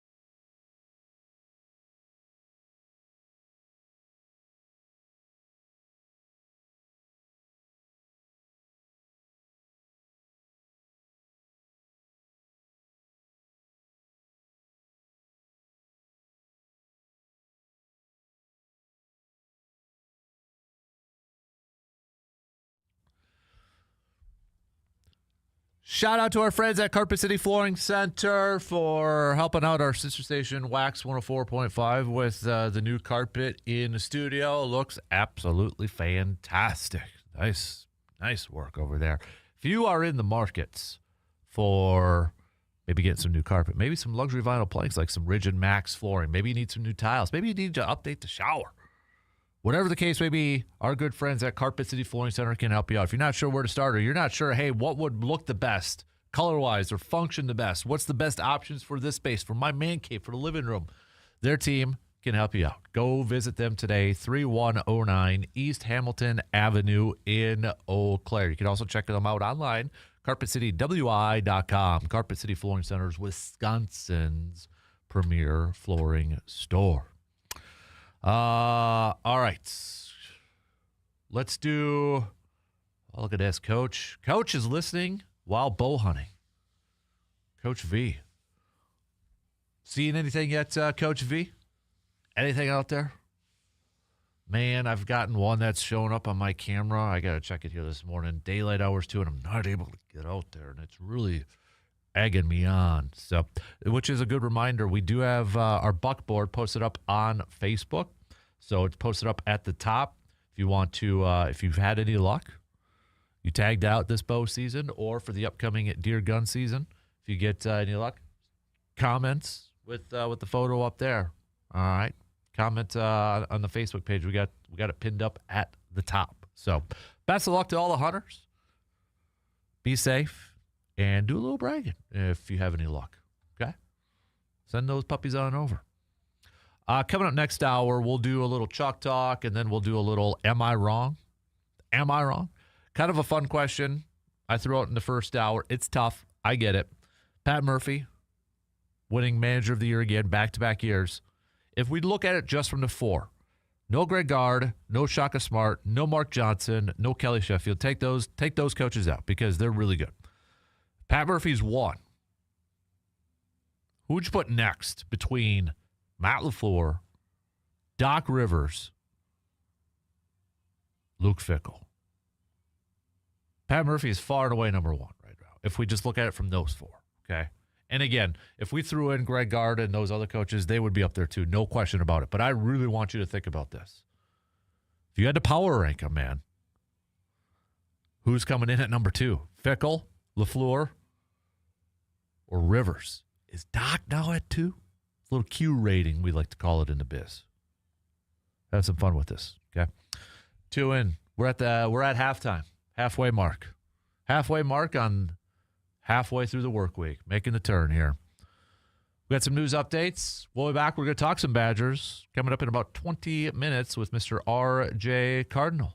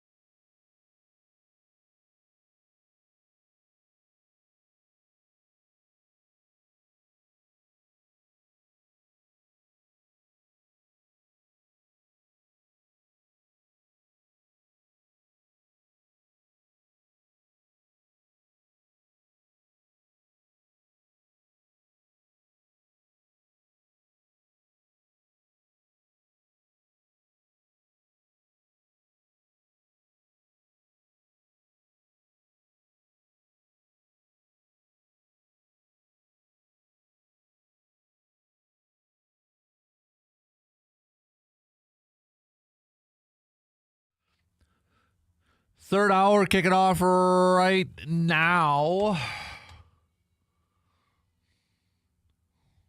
Hopefully you're all off to a fantastic start. If you're joining us here this morning, couple texts to kick off. Yeah, Bloomer Tony, I threw out this idea. Bloomer Tony says, morning, sir, you might have discussed already. What are your thoughts on moving Tom to center where the Packers have claimed he'd be an all-pro last year on that Belton and Kennard battle at right tackle? Yeah, we talked about that.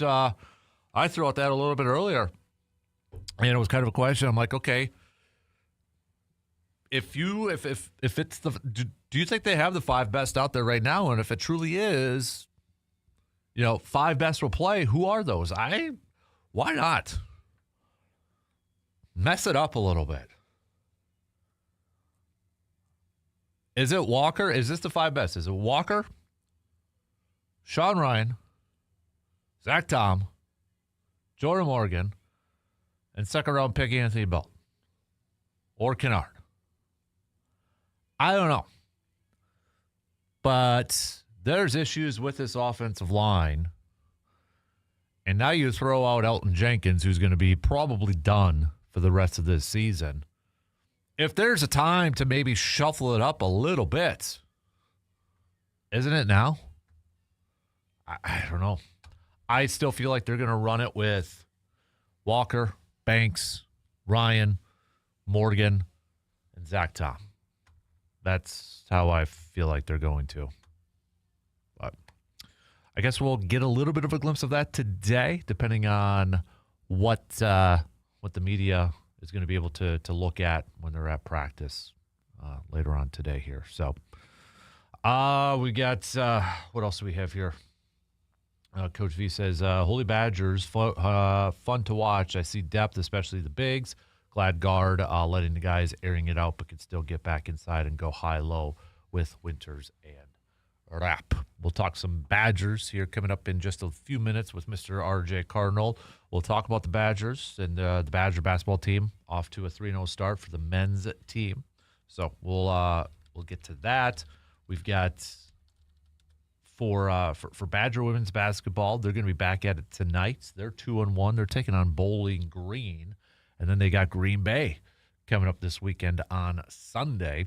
We'll chat some Badger volleyball. Obviously, Badger football, too, going up against number 2 Indiana this weekend. Badgers coming off their win against Washington. And then we'll throw some hockey chats in there, too. A little Chalk Talk coming up a little bit later on. So it's Chalk Talk Wednesday. We'll get the marker board out and do a little Chalk Talk. That's going to be better suited on the video stream and that. Plus, am I wrong? It's Wednesday, so send me your best am I wrong? Give me a bold sports take. Give me a sports opinion where you'd say, am I wrong? So, for example, Bloomer Tony, am I wrong for thinking that the Packers should move Zach Tom to center? That's an example. Am I wrong for thinking that Doc Rivers right now is probably the second best coach in the state of Wisconsin if we don't factor in Greg Gard and Kelly Sheffield and Mark Johnson and those guys and gals, et cetera, et cetera, et cetera? If we just keep it to 4, Murphy, Fickle, LaFleur, Doc Rivers, just throwing out examples, not saying those are mine. But give me your am I wrong? Am I wrong? It's Wednesday, so it's a am I wrong Wednesday. Speaking of the Brewers, obviously Pat Murphy, the big news yesterday, back-to-back Manager of the Year awards, first time in the National League since Hall of Famer Bobby Cox. We had a couple of them, though. Stephen Vogt's getting back-to-back Manager of the Year as well. He was named the American League Manager of the Year yesterday. So just 4 times this has happened. To 4 individuals this has happened. So, but rightfully deserved from Pat Murphy. I think there was one voter, if I read it correctly, one voter who didn't have Pat Murphy in the top 3, and it was apparently a writer from Pittsburgh. So, whatever. But, yeah, Murphy, getting her done. No big surprise. GM meetings are going on right now in Vegas. And one of the biggest question marks or questions that the Brewers will have to answer this offseason is, what do you do with Freddie Peralta? And kind of ask our listeners to put their president, general manager hat on, take the fanism hat off, put on the president/general manager hat. How do you approach the Freddie Peralta question? Because if you go to Brewers.com, they got a piece up there with Adam McCulvey and such, says, Arnold sounds ready to deal. Could Peralta be on the move?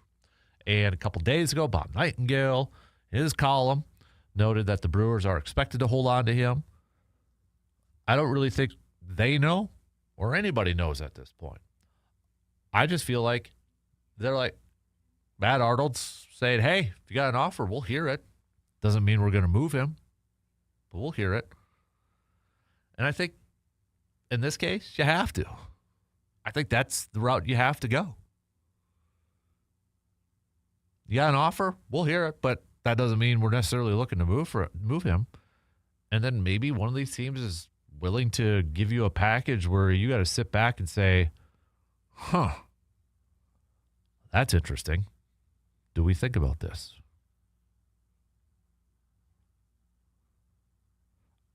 But looking at some of the comments from Matt Arnold at the general manager meetings in Vegas, quote, we try to evaluate ourselves as hard as anybody.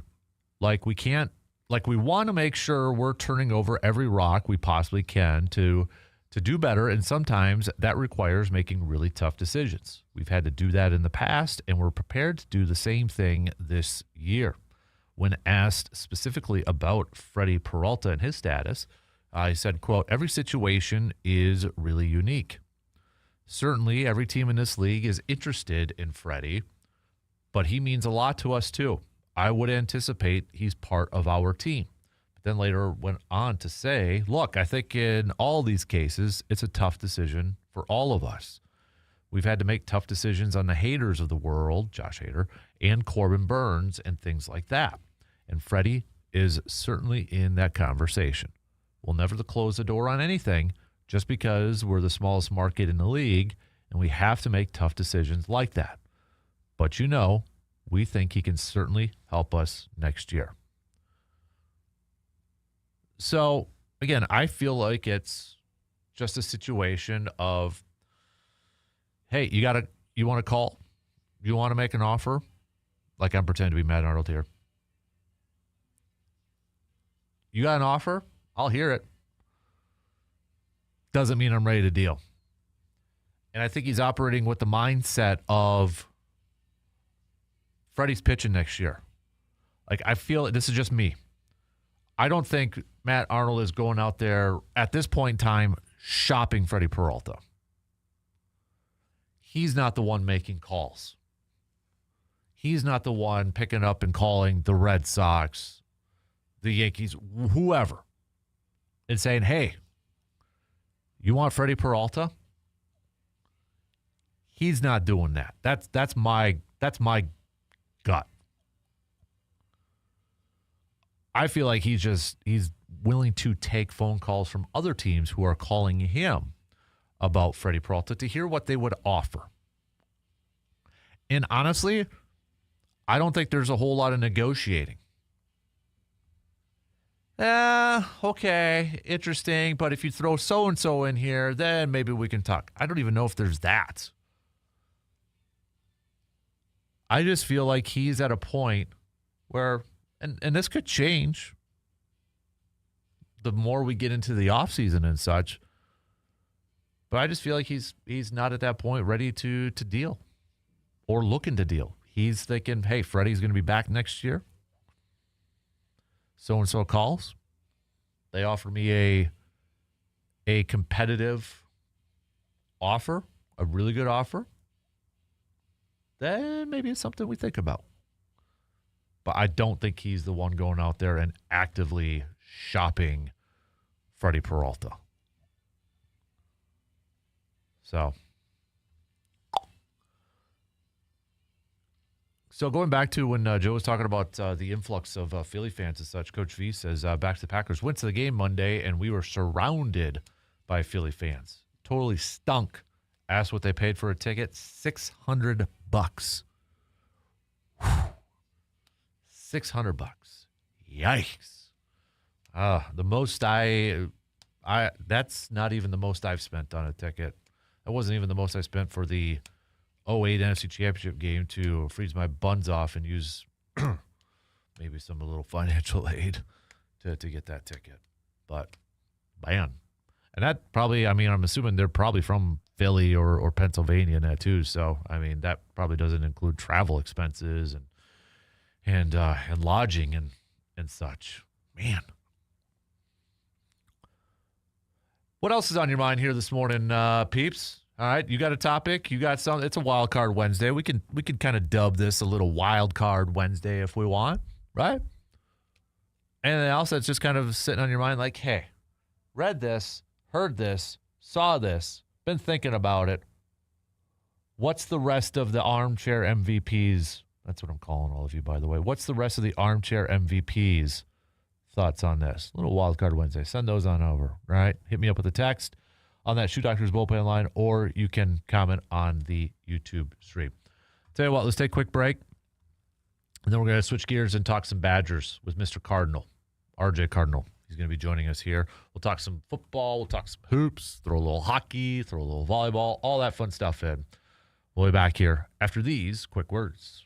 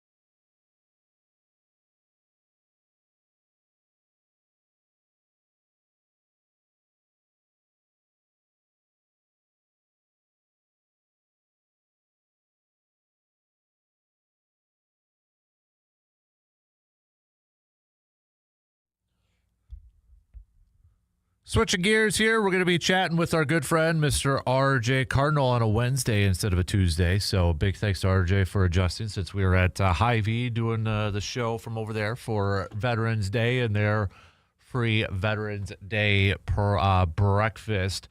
RJ, I can't remember the last time we actually got to chat about a Badger football win. So let's lead off with that here. First of all, good morning, sir. How are you? Yeah, morning. Sometime in September, I believe. Yeah, so right. It's been a few months, but yeah, been a pretty good weekend overall. So looking forward to. Well, I mean, usually it's a Tuesday, so I could say the rest of the week, but we're on a Wednesday. I'm already on the downside. All right. Right.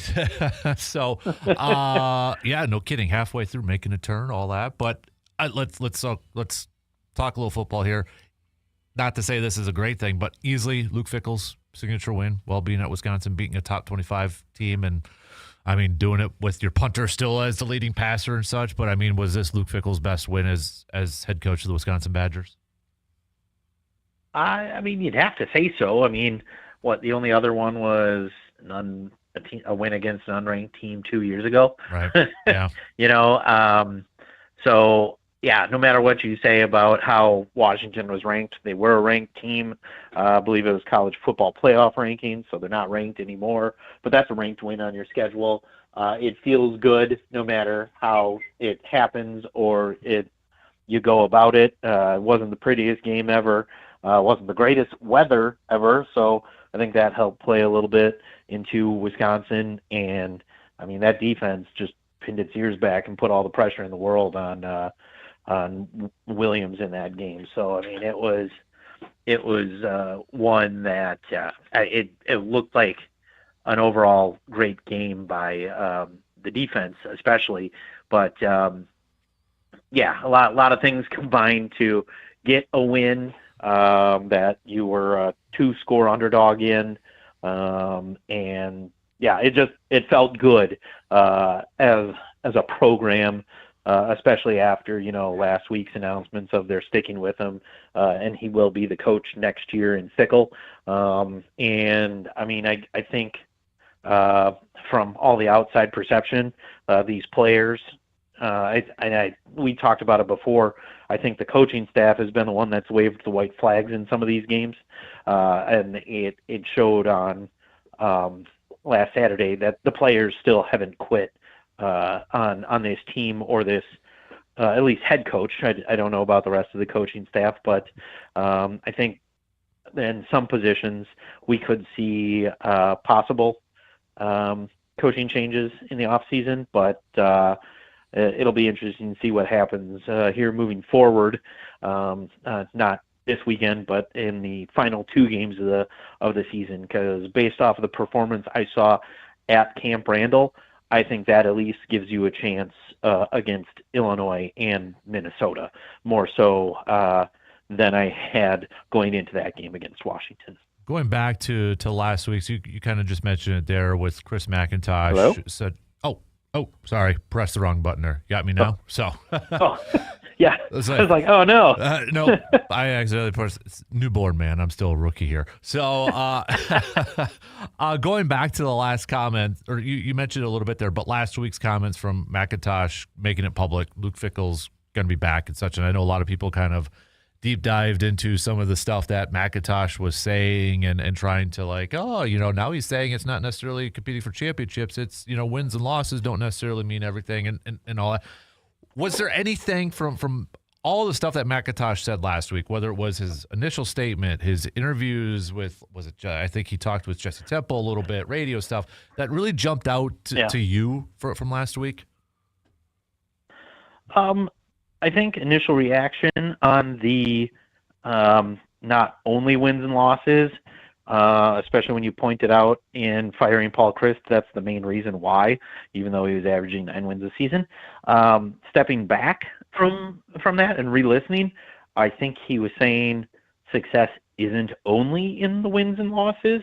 I think that's what he meant. Now, did he say it that way? No. Is he the greatest speaker in the world? No. He probably, it just seems he opens his mouth and makes comments at all the wrong times. Like the letter he sent earlier didn't need to be sent.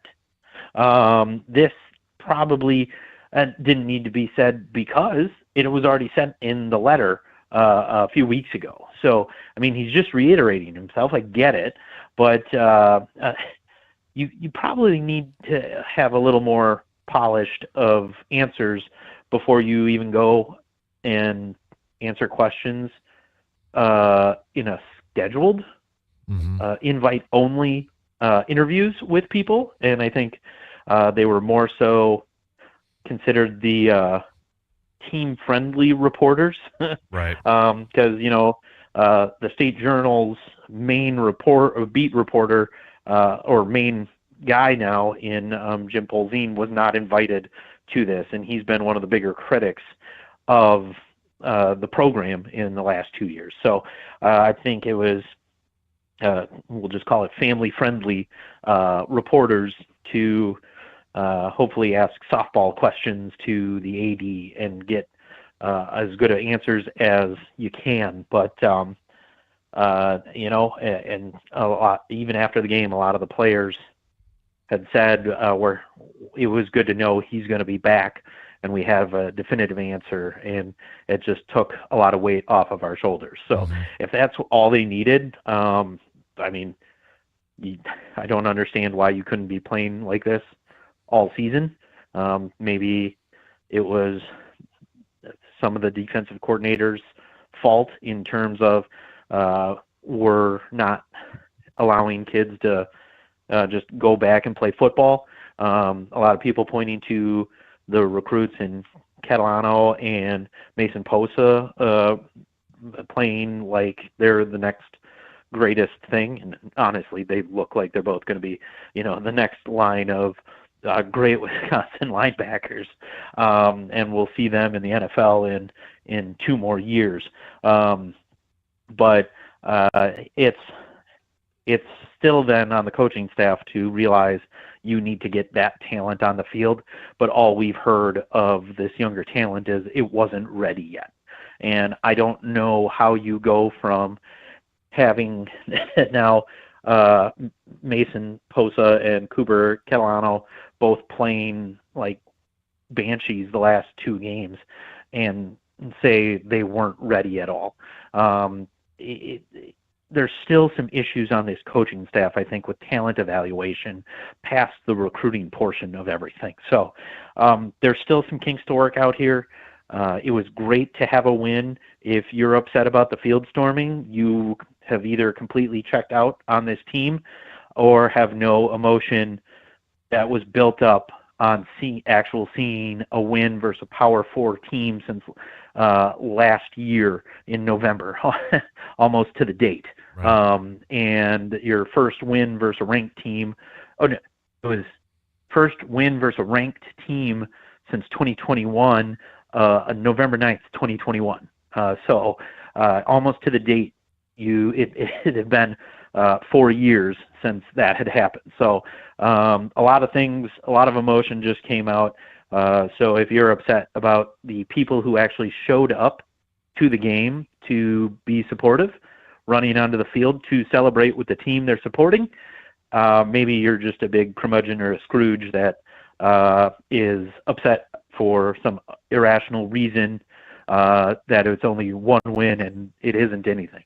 I mean, this has a chance to be a catalyst to jump things and get it going, or it's just the blip in the road that says that's one good thing that happens. Right now, we don't know what that is.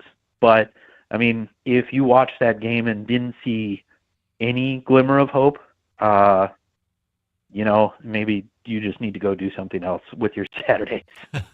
Well, I mean, speaking of the glimmer of hope, you got Indiana now, RJ, and, to take the opposite sides offensively for the Badgers and such. I don't think they could beat Indiana with their punter being the leading scorer or leading thrower and such. But, I mean, defensively, though, from the Badgers, maybe they could keep it a little bit close as such. I mean, what's got to happen for Wisconsin to pull off this insurmountable upset against Indiana? Just keep Indiana's offense on the sideline for as long as you can. Yeah. I don't know how that's going to happen. I did say if you didn't see any glimmer of hope, but I mean, if you've watched Indiana football at all this year, I mean, it's a monumental task of what they're going to be asked to do. And I mean, the way the offense was running, it was perfect in a snowy, rainy, cold day. But it's going to be in the 60s in Bloomington and sunny. So, weather's not going to be on our side for this one.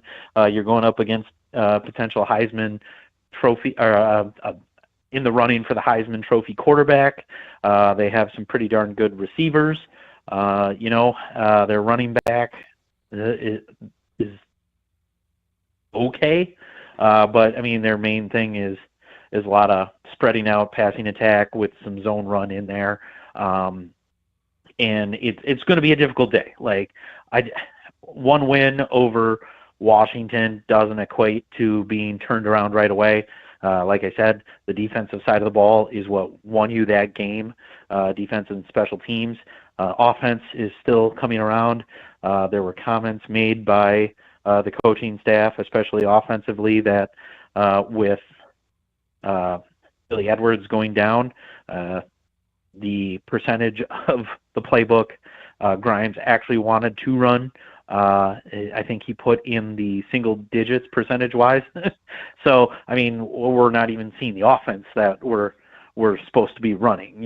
It's the emergency, hey, I don't have a guy who's going to be the play-action, pass, sit in the pocket kind of guy right now.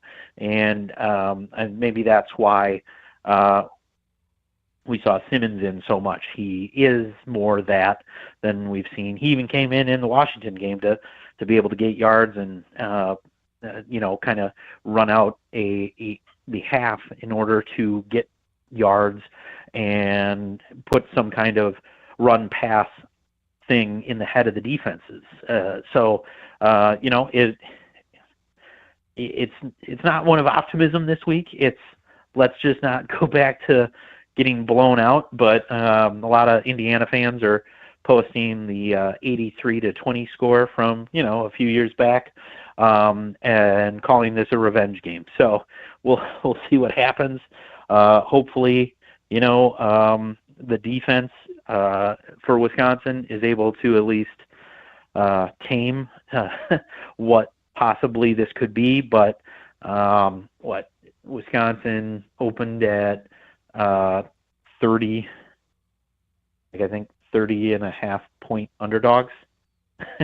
So it'll be interesting to see what happens here. Yeah, no kidding. So switching over to hoops here quick, RJ, because last night the Badgers taking down Ball State off to a 3-0 start. And, in these three games, it's kind of been a different almost player shining for the Badgers, it feels like. Blackwell the first game, Boyd the second game, then last night Nolan Winter leading the team in scoring and such. So at least in the first three games, it kind of feels like Wisconsin kind of showcasing a little bit of their star depth, if you will, on this ball club.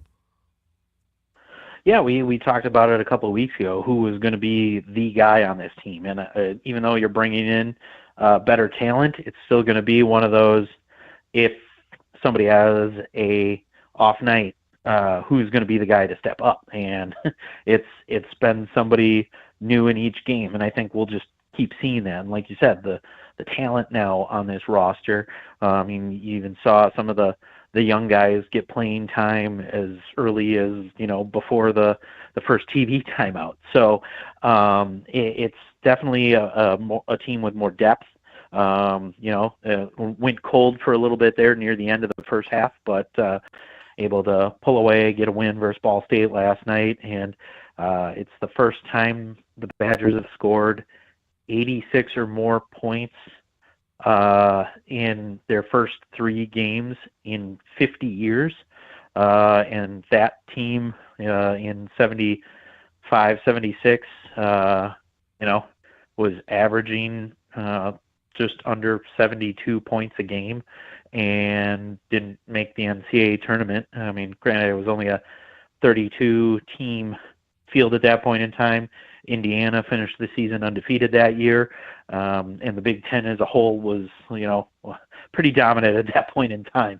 But they still finished with a losing record in the Big Ten, and like 10-18 overall. So it's kind of funny being compared to a team like that. But I mean, those teams in the early to mid 70s were just putting up a boatload of points without a 3-point line and really having nothing to show for it. So Right. hopefully, we get something like last year where this team can be competitive. I think you got one more game, or is the next game BYU? I can't. You got I think one there's more one against more game before yes, BYU. is it Southern Illinois, Elks Ridge, or Yeah, something like that? Edwardsville. Yep. Edwardsville, yeah. Southern Illinois, Edwardsville, and then November 21st versus BYU in Salt Lake City. One more little, hopefully, just to go out and play basketball before you got your first major test of the season, and then go into your holiday tournament here over Thanksgiving. And I think that's in San Diego. One more game of, I guess we can call it the preseason if you want, until your big games start happening. Right, exactly. Hey, speaking of big games, volleyball, looking at last couple wins against ranked opponents, and it's in their conference too, but taking down number 22 Minnesota this last Wednesday, and then over the weekend taking down number 18 Indiana. They got Michigan State coming up here. Probably no coincidence though too. They get some big help because is it Charlie is her name, that she's coming back, the big time player for this team, and I mean that's got to be a big boost for this volleyball team to finish up this regular season and hopefully make a deep run to the NCAA tournament. Yeah, if I'm remembering correctly, when she went down earlier in the year, I think it was earlier in the year, she was kind of on pace to be like a player of the year / first team All-American player. Mm-hmm. So having her come back, never a bad thing. Down the stretch here, your last ranked opponent, you got Purdue in next week, and then Minnesota to end the season. In Minneapolis over Thanksgiving, I think it's Black Friday, that they play them to end your season. And so hopefully, you can kind of, with these last six matchups, hopefully, go undefeated, build your case, get as high as you can to not be on the same side of the bracket as Nebraska. And, hopefully we get some just rolling along and another appearance in the NCAAs, and at least a shot at making a run to another national championship. Right. How about hockey here, RJ? Let's start off with a little bit of men's hockey, shall we? Taking a look at what's coming up here for the 7-1-2 Badger hockey team. They did suffer a loss to number 2 Michigan 4-7. But then coming back and scoring 6 against the Wolverines and a 6-1 win. I mean, if there was maybe any questions about, they beat Minnesota, but I mean the Gophers, how good really are to split at Michigan and to score 10 total goals and 2 goals. I mean, did we learn just a little bit more from this team? Do you think going up against Michigan this past weekend? Yeah, I mean, firepower, it's there. Yeah. I mean, complete 180 from last year where you were struggling to see outside of from. It's coming from all over the place now. I mean, even your defensemen like Ben Dexheimer are scoring goals. This freshman Montgomery is the real thing. He's amazing. Combine that with Quinn Finley, Simon Tassie, and Fitzgerald. You got 5 guys right there that are doing pretty well from themselves, and you got a supporting cast that's just head over heels better than it was last year. I think they gave away the game on Friday night. There were some turnovers there in the zone that, just clearing errors that led to some goals for Michigan that I think could have easily been avoided. It was 5-4. And then there were 2 empty netters. So, I think Wisconsin was the better team over the weekend. Just a couple of errors on their part that directly led to Michigan goals that led to, the opportunity for Michigan to have two empty net goals. And I honestly think Wisconsin was the better team over the weekend.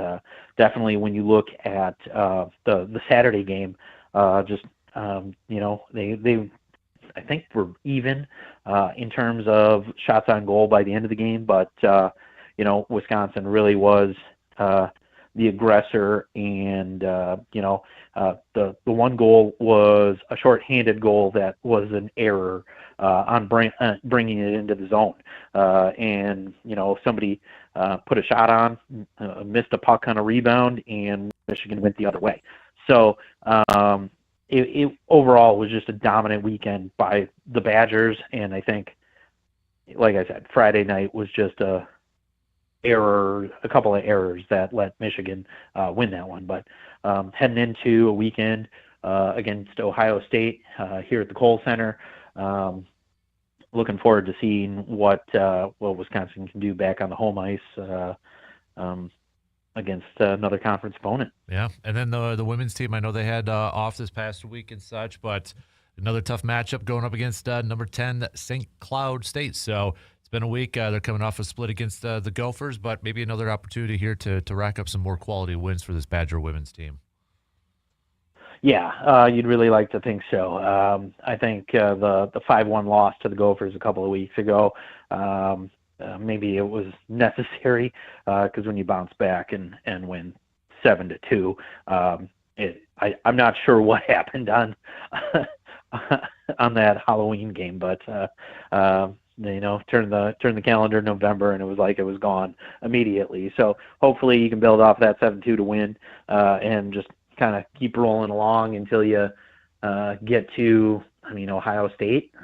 Right. So we'll see how that goes, but that'll be the first weekend of December when we play the Buckeyes, and that'll be a matchup that's probably sold out. It's in Columbus. Never mind. Who knows how they sell? But I'd assume with the success they're having, that'll be a sellout too when you got two of the best teams in the country going up against it. And so looking forward to Wisconsin women's hockey just rolling along, doing their thing, and hopefully staying as the number one team in the country throughout like they did last year as well. Right. All right, RJ, before I let you go, give me a prediction score-wise. Wisconsin, Indiana, I'll put you on the spot here. I mean, assuming you're picking Indiana unless you want to shock the world here. But what you got here? I'll try to pick not a cover. So it pains me to say it, but probably like 35-7 Indiana. Yeah. And I mean, that's not saying, last week wasn't a good thing. It really was. But, I mean, just looking at everything and seasons as a whole, I'm not sure how Wisconsin's offense stays on the field for long periods of time just to keep Indiana off of it. And I think we see kind of like what happened against Ohio State and Iowa, where the defense, doing as best as they can, just stays on the field a little too long and, ends up getting exploited for being tired. Mm-hmm. All right, he's RJ Cardinal, our Badger analyst. Good stuff as always, buddy. Appreciate the time this morning, sir. Enjoy the weekend. Enjoy the weekend, and we'll catch up with you next week, sir. Sounds good. We will talk to you then. You got it. RJ Cardinal, good stuff as always with our dude joining us here this morning. Oh, what the heck just happened to my computer? Oh, no. All right, we'll take a quick break here, and we'll get things back to rocking and rolling. Send me through your text, all right, 715-830-1912. Quick break. We'll be back after these few words.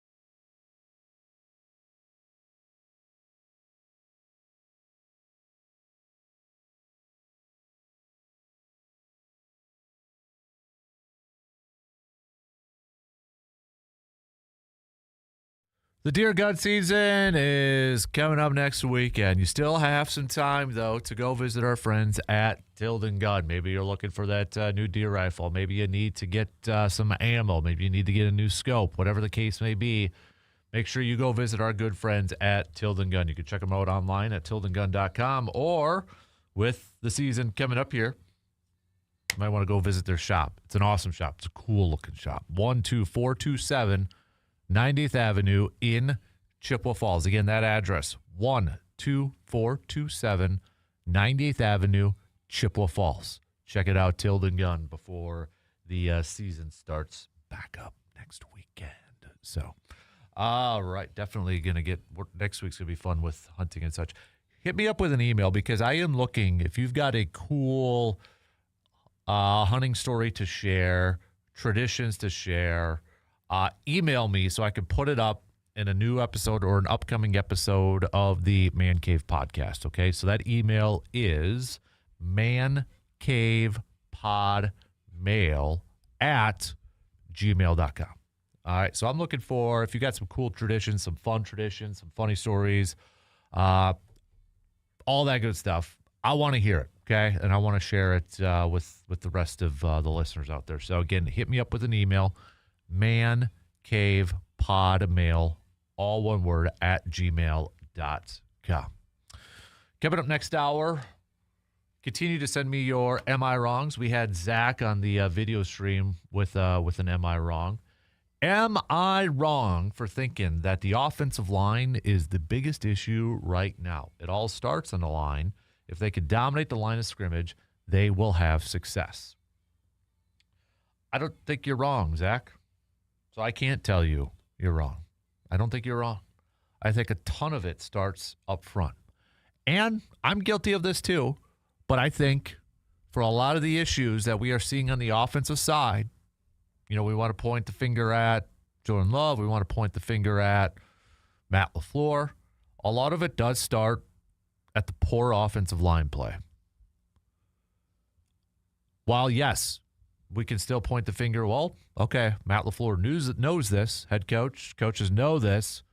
They got to adjust. They got to adapt. What, how do you combat that? How do you overcome that? That's the job of these coaches and these play callers. And yeah, there is some truth to that. But I do think a lot of the issues or the inconsistency that we are seeing from this offense, a lot of it does stem from the offensive line group. Coming up just past 9 o'clock, I'll do my little chalk talk. A little bit different. A little chalk talk, so a little marker board Wednesday here. Going through some plays, breaking it down and such. Love getting the marker board out and talking some ball and such. So I'll do that just past 9 o'clock here this morning. So, again, that's probably better suited to go check it out on the video stream if you want to join up over there.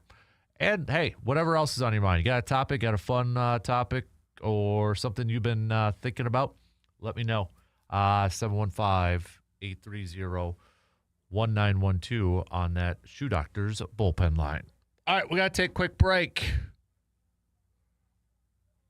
We'll wrap up the third hour coming up after these quick words.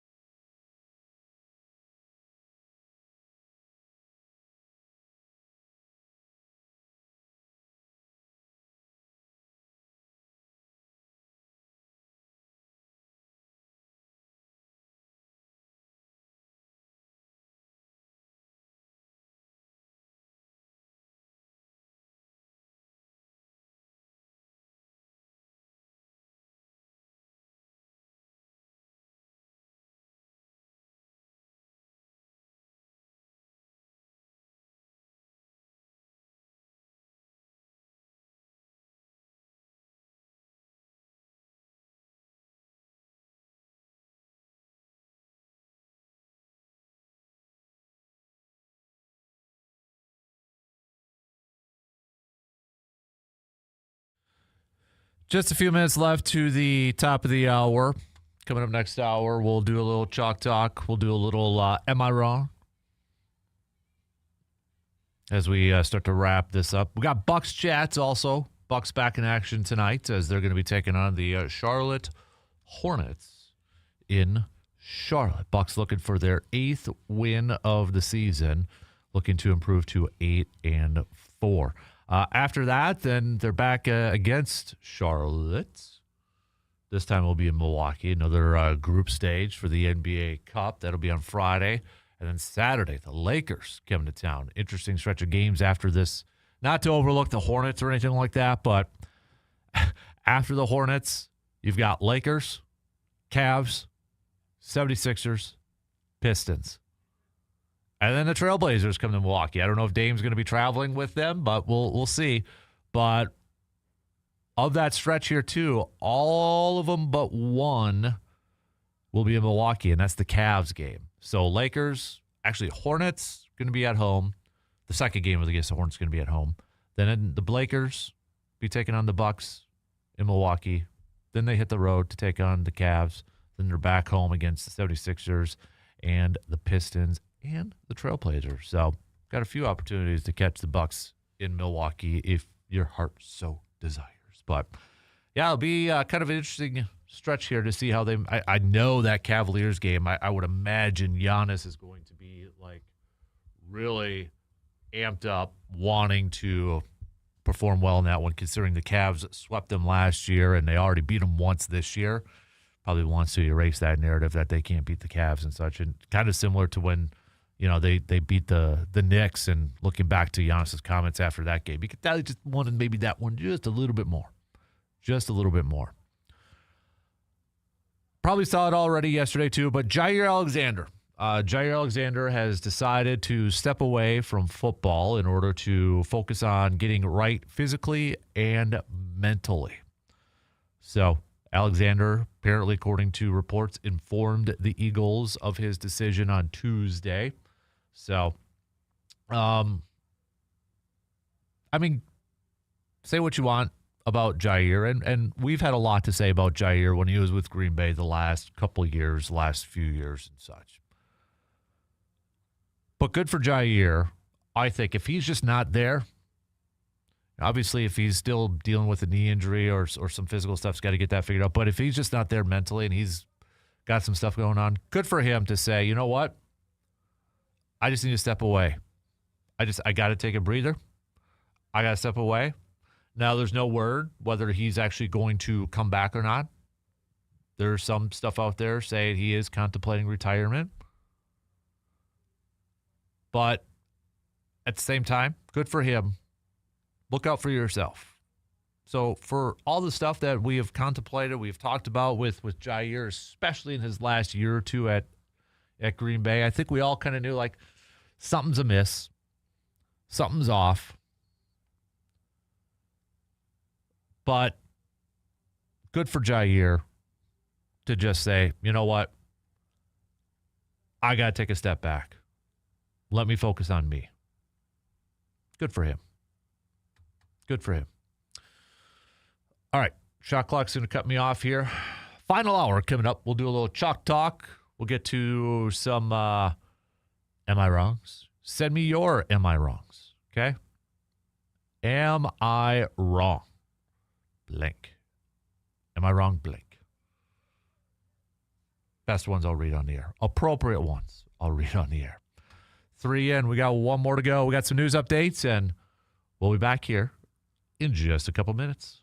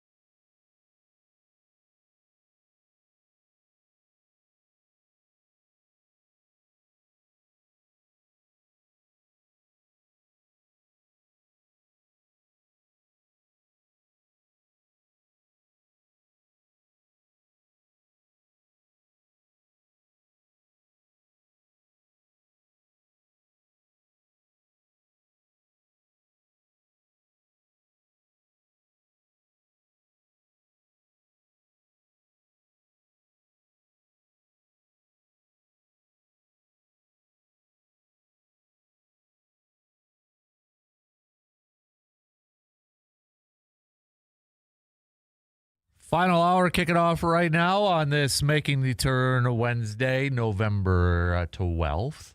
Thanks for hanging out with us so far this morning. We appreciate it. We'll have a little more Bucks chat coming up here as we get set for Bucks Hornets tonight. Tip times at 6 p.m. The Bucks looking to improve to 8-4 on the season. We've talked a lot of Brewers here this morning with Pat Murphy picking up another Manager of the Year award back-to-back. First time in the National League since Bobby Cox did it. He joins Stephen Vogt, who also did it, getting named the American League Manager of the Year. And Bobby Cox and Kevin Nash. So 2 in the National League, 2 in the American League to accomplish that. So we also went through some of the comments, and we'll kind of revisit it here in this hour. But Matt Arnold's at general manager meetings in Vegas talking a little bit about Freddie Peralta. Freddie Peralta is a hot topic because I think there is a little bit of an unknownness surrounding what the Brewers are going to do with him. Are they going to trade him and follow a similar path to what they did with Corbin Burns, with Devin Williams and such? Earlier in the week, you had a report that the Bucks weren't, or that the Brewers weren't going to trade him. Now there's some, you listened to Matt Arnold yesterday. It's got some people wondering, hey, could he actually maybe look to move from him? How would you take the fanism hat off, okay? So we kind of talked a little bit about this in the first hour at 6 o'clock this morning. Take the fanism off. Who or what would you do with Freddie Peralta if you were Matt Arnold? Do you try to move him and get something in return? Do you try to run it back and maybe go a little aggressive in the free agency market this year and try to maybe surround or get this team a little bit more talents? Think about it for a little bit. Hit me up. Text me, 715-830-1912 on that Shoe Doctors bullpen line. So we'll get back to some more Brewers talk coming up here a little bit later on. We've got Am I Wrong? Am I Wrong? Send me your Am I Wrong statements. We'll have some fun ones. We'll get to some fun ones coming up here in just a little bit and such. Saw this. Mike McCarthy is apparently the betting favorite to coach the New York Giants. That doesn't mean he's going to get it. It's very, very, very early in the process. But you look at his record, 185, 123, and 2. Since 2012, the Giants have a record of 83, 147, and 1. So right now he is the odds on, if you're looking at betting odds, he's at a plus 700. That would be something. First of all, staying in the same division with the Cowboys. But, I mean, Mike McCarthy's in a unique category of coaching the Packers and the Cowboys. He has the Giants to that resume. Whew. Little surprised that maybe Bill Belichick isn't in these top rankings because it was always thought of that Bill Belichick, that was like his dream job. But I think you just wonder. And you never can really forecast it. But with all the stuff in the last year plus, a little over a year, with Bill, and how he's handling stuff in North Carolina, how he's handling stuff even like with the Patriots now with the whole scouting thing. Now the job's open. He probably wants that job. I saw somebody say, there was a report like he would walk from Chapel Hill to take that job. I think everything that's been going on surrounding him, I don't know if the Giants would touch Bill Belichick with a 10-foot pole.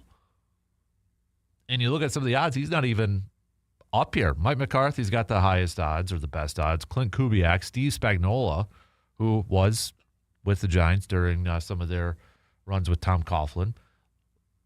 Defense coordinator Lou. I love Lou with the Colts. Cliff Kingsbury, Mike Kafka, who is their interim coach, Jesse Minter, and Jeff Hafley. These are going to change. I still don't think No, I don't think McCarthy's going to get the job. So, but it makes sense early on in the process to have those votes. I kind of wonder. I think Mike might be done. I think he might be done. That's just my thoughts. So, all right, let's do a little chalk talk, shall we? To kick off this 9 o'clock hour, a little chalk talk on the marker board and app. So, we've obviously talked a lot about Green Bay, offensive line, injuries, wide receivers, banged up, Tucker Kraft out. Why can't this team move the ball? Why can't this team score? Looking at the current personnel for me, and I'm actually going to add. I'm kind of going to multitask here. Am I wrong? And chalk talk here. I just decided this on the fly here. So let me write these down here quick. But chalk talk, we get the little marker board out, little whiteboard out. We do a little breakdown and such. And I'm going to do a little bit of a bold take here on one of these. But hold on a sec. Okay. All right. So first off, given the current personnel that's on this team with the injuries and such, I do think they could. I think they miss Jaden Reed, and maybe we'll get a status update later on this week because was it last week? I think it was. Reporters said that they saw him working off the side. Can't record him because he's part of the rehab group or injured players and such. So, but the fact that he was running and doing some stuff, maybe he's inching a little bit closer to return. Whenever they activate that window, he's going to have 3 weeks and such. So maybe it's coming up here soon, you'd like to think. But, boy, could they use Jaden Reed right now.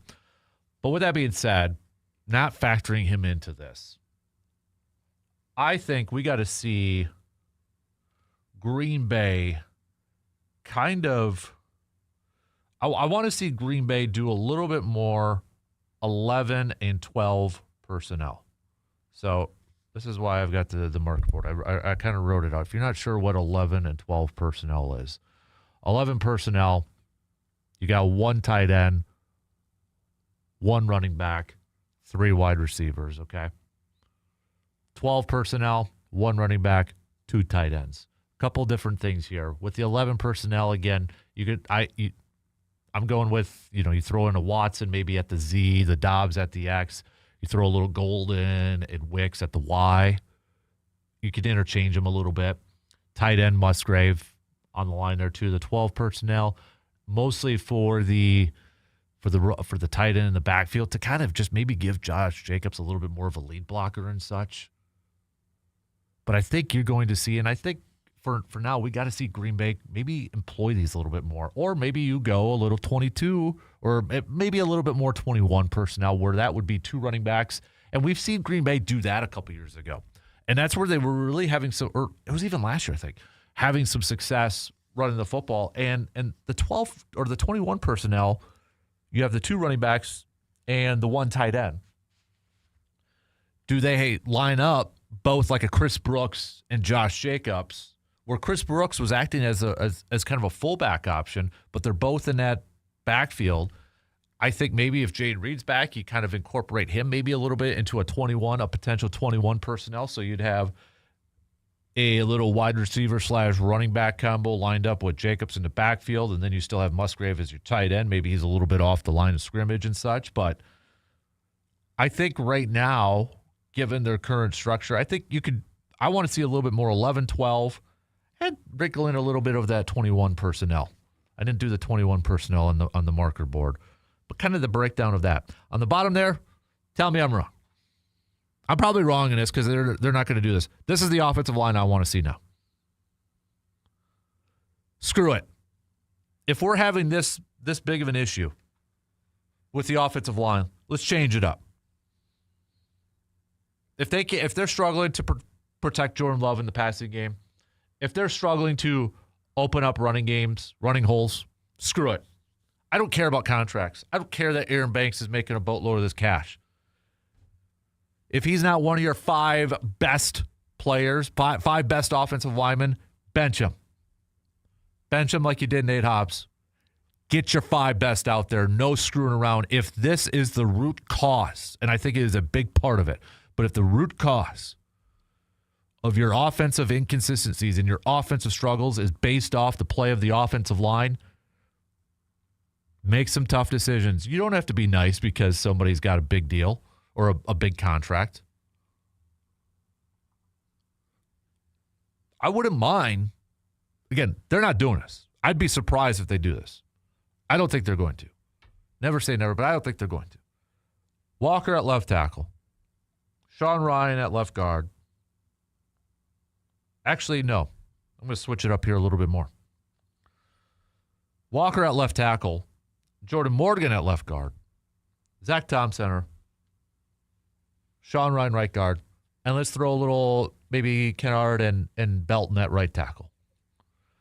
Belton might help you out a little bit more in terms of the run because he's just such a massive human being over there. But he has had some issues earlier on, mostly in training camp and such, with some penalties and that.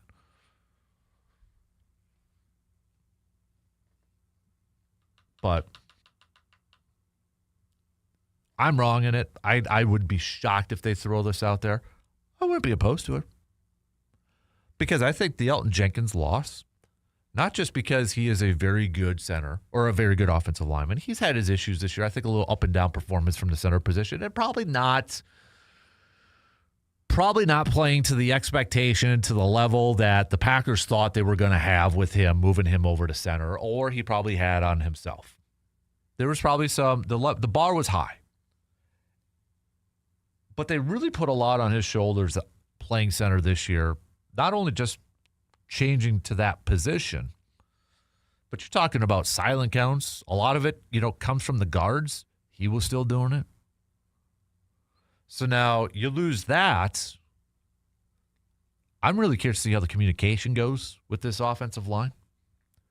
And if they really want to get, that center, if they want a guy to come in at center who's going to be like, okay, calling out the protections, calling out this, communicating with the offensive line, you're looking at this group.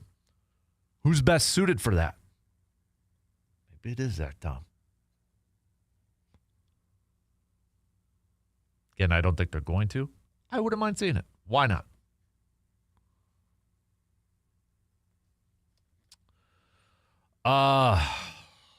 Somebody texted in, tell me I'm wrong that people are overreacting to Jordan Love and his play this year. I guess I would need a little bit more. I want a little bit more. Overall from the season, yes, I think people are overreacting to it. If you were to tell me that Jordan Love would finish the season without watching games, okay? Without watching games. If you were to say Jordan Love is going to finish the season with over 4,300 passing yards, 30 touchdowns, and about 6 interceptions, top 10 in passing yards, top 10 in QBR, would you take that? Because that's the pace he's on right now. If we rewound this to the beginning of the year, September, and we were making our predictions, and we went out there and said, hey, Jordan Love has to have this line. 30 touchdowns, 6 picks, 4,300 passing yards, top 10 in yards, top 10 in quarterback rating. Would you take that without watching any of these games? Would you take that? I think a lot of fans would. I think a lot of people would. Well, that's the pace he's on right now.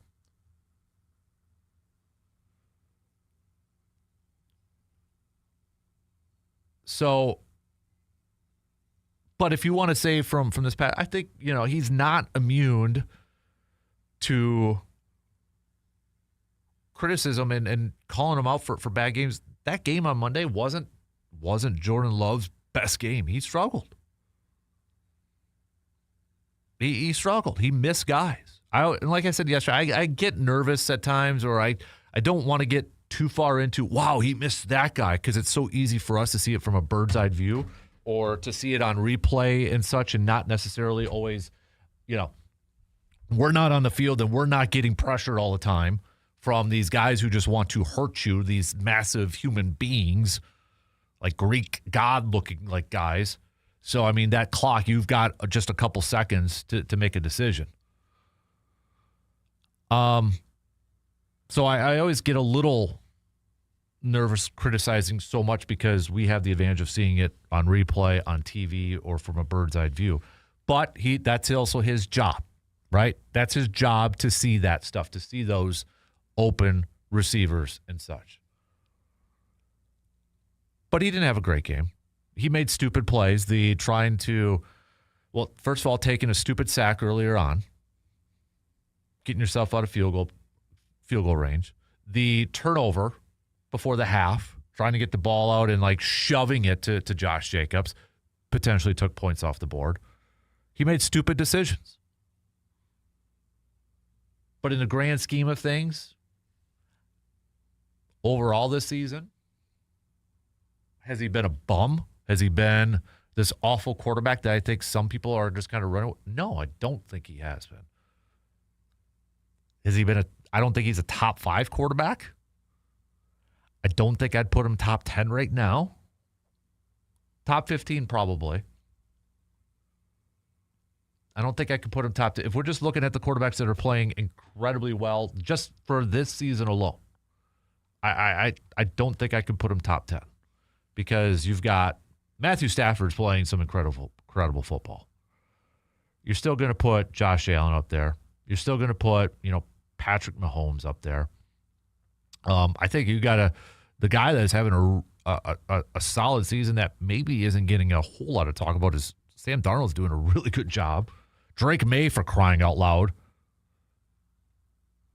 You kind of look through the list here. Daniel Jones, looking at just the yards leaders, Daniel Jones, Justin Herbert, Drake May, Matthew Stafford, Patrick Mahomes, Dak Prescott, Sam Darnold, Jordan Love, Jared Goff, Baker Mayfield, Mac Jones, Josh Allen. That's your top 12. Probably, yeah, between 11 and 15, I'd probably have Jordan Love right now. And honestly, if you say, dude's got to be top 10, though. Okay, that's fair. I think that's fair. I mean, you're going to pay a guy a lot of that money, that $55 million per year based off average. And again, we don't need to go down deep dive into really explaining NFL contracts, but you look at it, it's like, yeah, dude's got to play at a top 10 level.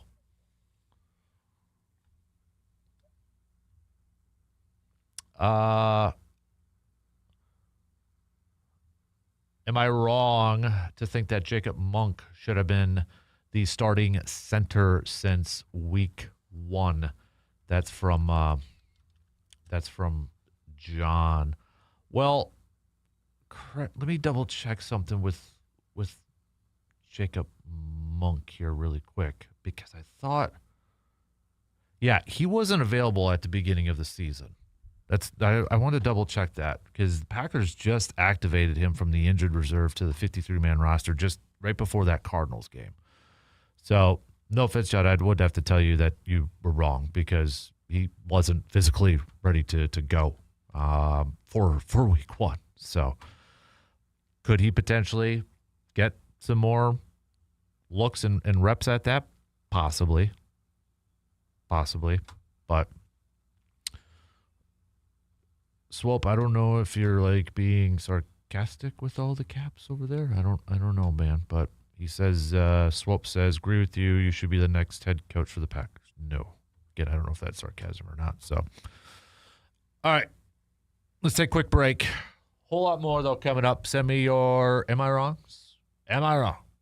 Text them on over 715-830-1912. Quick break.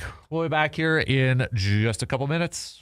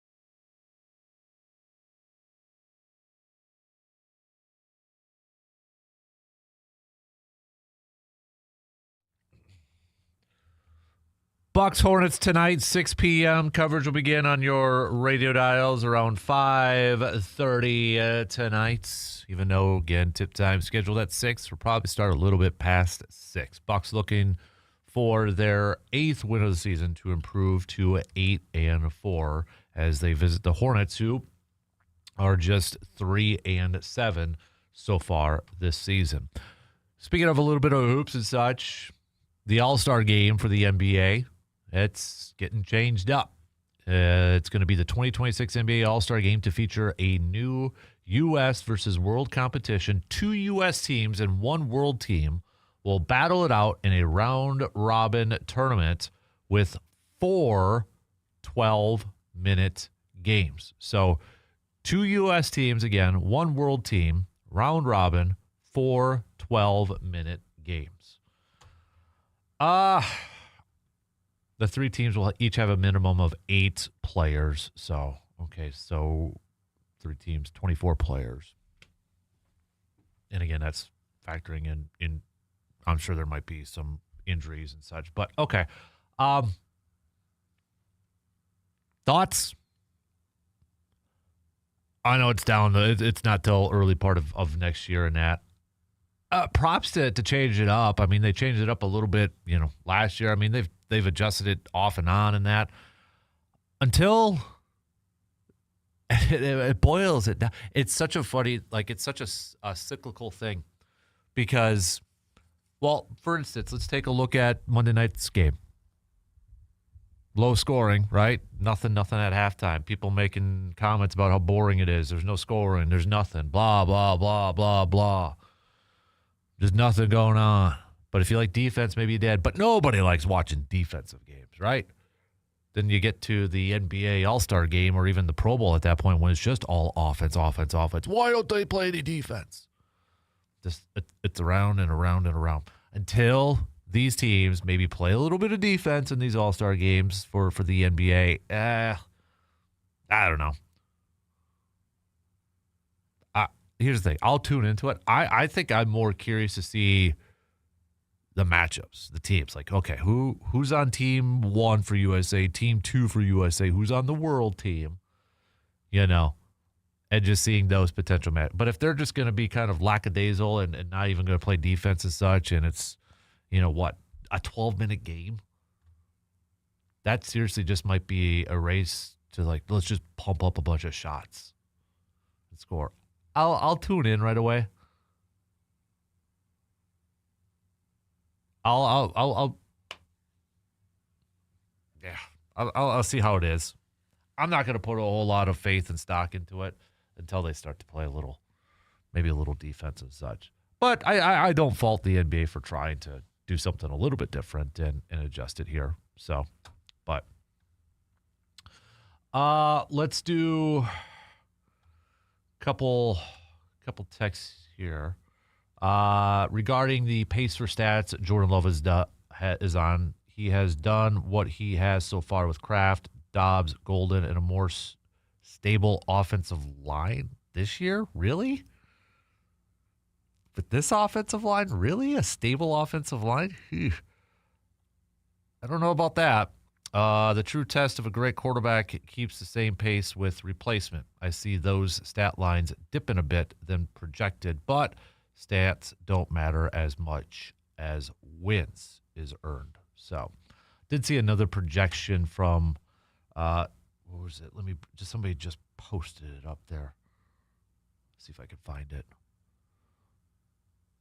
Jordan Love, well, this was actually a little bit older. Yeah, this was from the 5th. I think we talked about this too. He was only the 4th quarterback in NFL history with 10,000 passing yards, 70-plus TDs, less than 30 interceptions in his first 50 games. That was an older one. But, yeah, he joined Patrick Mahomes and the other 2, Russell Wilson and Dak Prescott. But, all right. We got a couple more Tell Me I'm Wrongs to get to here before we got to take another break.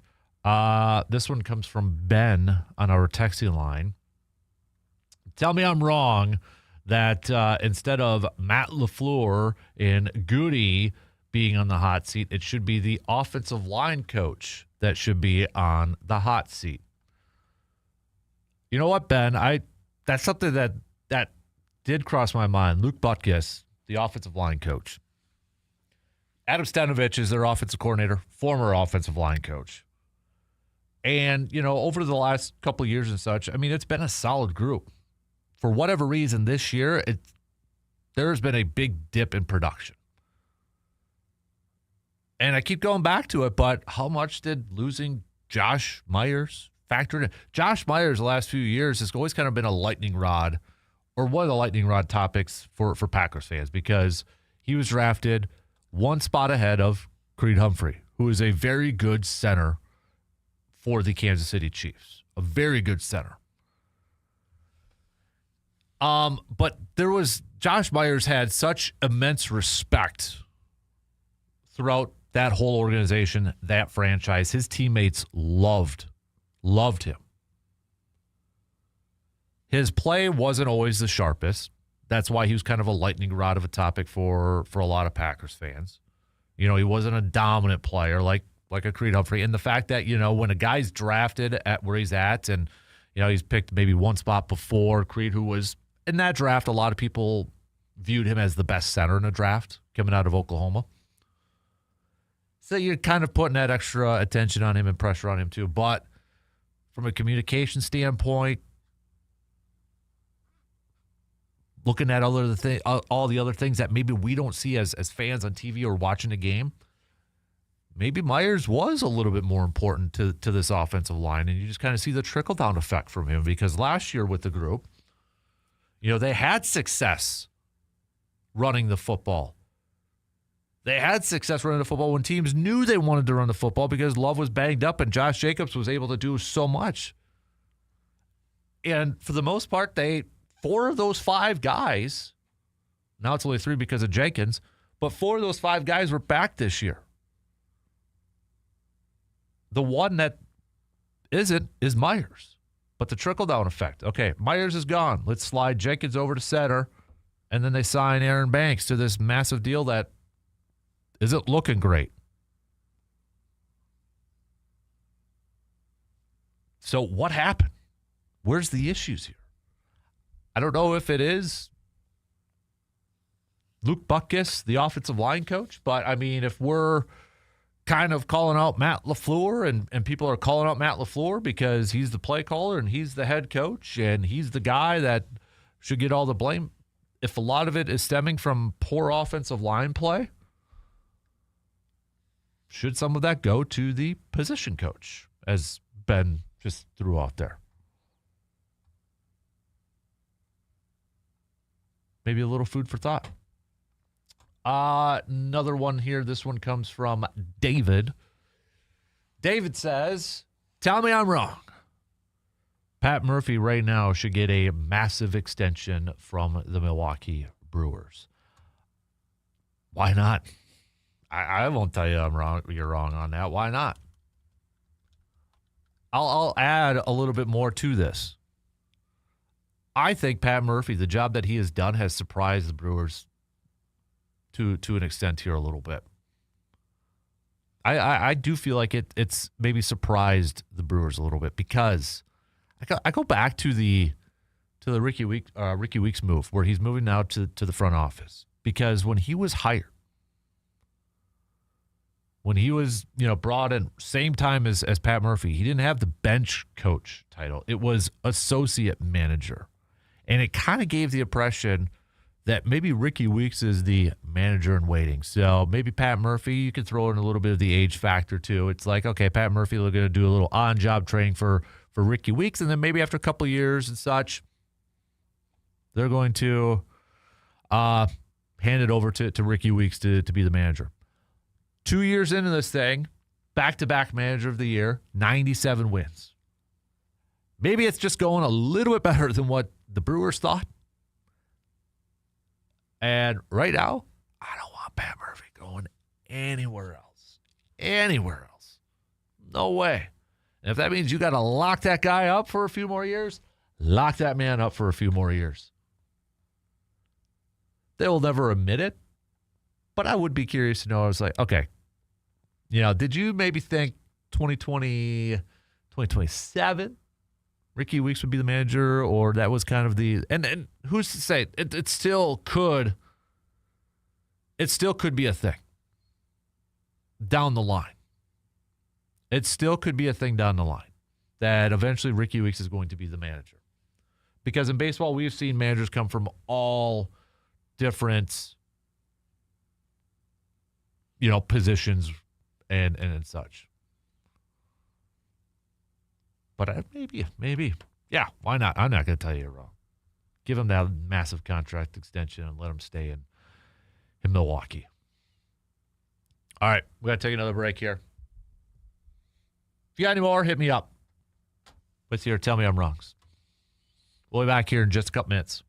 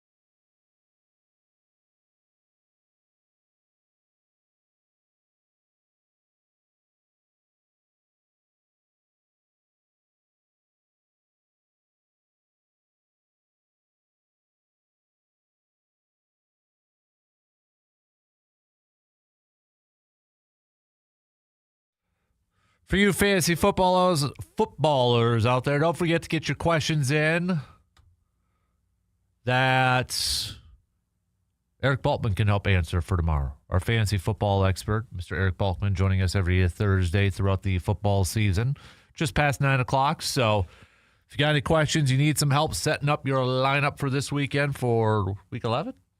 Yeah, week 11. Text those on over, okay? You can text them whenever, starting right now, all the way up until tomorrow. Also, Jake Boakes, Wisconsin DNR Award, will be joining us.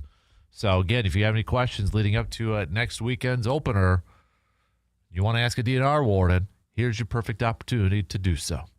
All right? So, they'll be joining us both tomorrow. Swope says, tell me, am I wrong that the Packers should play a faster pace and have a lead blocker for Josh Jacobs? I can't tell you you're wrong either. That kind of went to, I dropped my marker board. The chalk talk there, maybe a little bit more of the 21 personnel or the 12 personnel. 21 where you have maybe Chris Brooks lined up in the backfield there. It's 2 running backs, 1 tight end. You do the 12 personnel, and you can put the tight end in the backfield there with Josh Jacobs. Do a little bit more of that. I think it's you look at a couple of examples now from these last couple of games, the tempo for this Packers offense, that's when they've really kind of gotten to a bit of a rhythm. Maybe they need to. You know, we kind of threw out that Monday because they had success with it against Carolina, but then they didn't really do it right away against the Eagles. So it's like, okay, what do they do that to begin the game just to try to get in a little bit of a groove? And they waited maybe a little too long to do that in that Philly game. So I can't tell you you're wrong because I think you have some merit to it. And I'll be curious to see if that's what they try to do right away against the Giants. Or do they kind of go in this thing with the same attitude, same mindset? Especially going up against a Giants team. And we'll break down this matchup, obviously, in more detail on Friday for our Football Friday and that. But, I mean, right now, when you look at a Giants team that defensively really struggling to stop the run, what was it, 5.5 yards per carry they're giving up in the last 2 games? It's over 180 yards rushing. All right. Maybe you really double down on that and you really attack it. The one thing that you can't game plan for in this game, you got an interim head coach. Not always, but a lot of times we've seen it over the years, especially when it's like football and that, right? Interim head coach, maybe your team's a little bit more energized. Especially if they really like that coach that's filling in. They want to do really well for him to maybe get that job or help him get a job elsewhere. And Mike Kafka has been taking head coaching interviews over the years. You can't really game plan for that. You can tell your team and hey, expect this, maybe coming out with a little bit more juice, a little bit more energy in that. And then possibly Jameis Winston getting the start. Would it surprise you if he throws for 4 touchdowns or 4 interceptions in this game? Heck no. It wouldn't surprise me. I don't know what version you're going to get from him. But maybe that kind of feeds into it a little bit where, all right, we know they may have a little bit of extra juice for this game. So let's make sure our offense is up to the task. We get into a little bit of a rhythm right away. We're not playing from behind right away. So maybe we need to do it a little bit more up-tempo and put up some points early on. You got something there. Guess we'll find out. Well, we'll find out a little bit more, too, with some of the injuries. One injury that we're really not talking a whole lot about, I'll be curious to see what the status is for Romeo Dobbs. Because he did leave the game early on Monday, what they were calling a chest injury. And, again, you saw it was really quick, and you didn't really hear them talk about it. And it hasn't really been thrown out there a whole lot, at least from what I've seen. But you saw that clip where he was kind of like was holding his chest there. So hopefully it's nothing too serious. But we'll kind of get a glimpse of that injury report today and who's able to practice and who's not able to practice out there. But, man, if they lose Romeo, really right now you're down to Watson, and then Wicks. I agree, though. I think another thing that has to be talked a little bit more about is why was Bo Melton getting more opportunities than Malik Heath? I get it. Bo Melton's probably is more of an athlete. He's more explosive. He's got the speed. I understand that. Okay, I get that. And yes, it wasn't that long. A couple of years ago, Bo Melton, 100-yard game, first one. Jordan Love's first season. Finally, there was that long stretch where a receiver wasn't getting 100 yards. Bo Melton was the first one. So, okay, cool. He's got speed. He's a great athlete. Malik Heath, though, I mean, with the position group, played wide receiver all season long, right? Maybe a little bit more of a comfortability. The guy's made some play, very limited, but he's made a few plays here. I'd rather much see Malik Heath in that situation because you could tell there was some rust. Now, maybe it's a little bit different, knocking a little bit of that rust off for Bo Melton. Maybe it's going to be a little bit different going forward. But I get it to a point because you want to try to capitalize. You want to try to use that speed that he does have to your advantage. It just, in that moment, in that situation, I don't know if that was the right play for as much. Once in a while, maybe a couple plays here or there, okay. But for as much as we saw on Monday, that I had a little bit of a issue, a little bit of a problem with.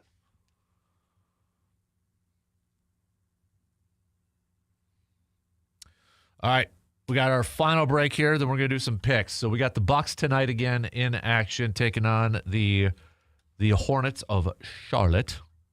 We got some college games. Marquette also in action.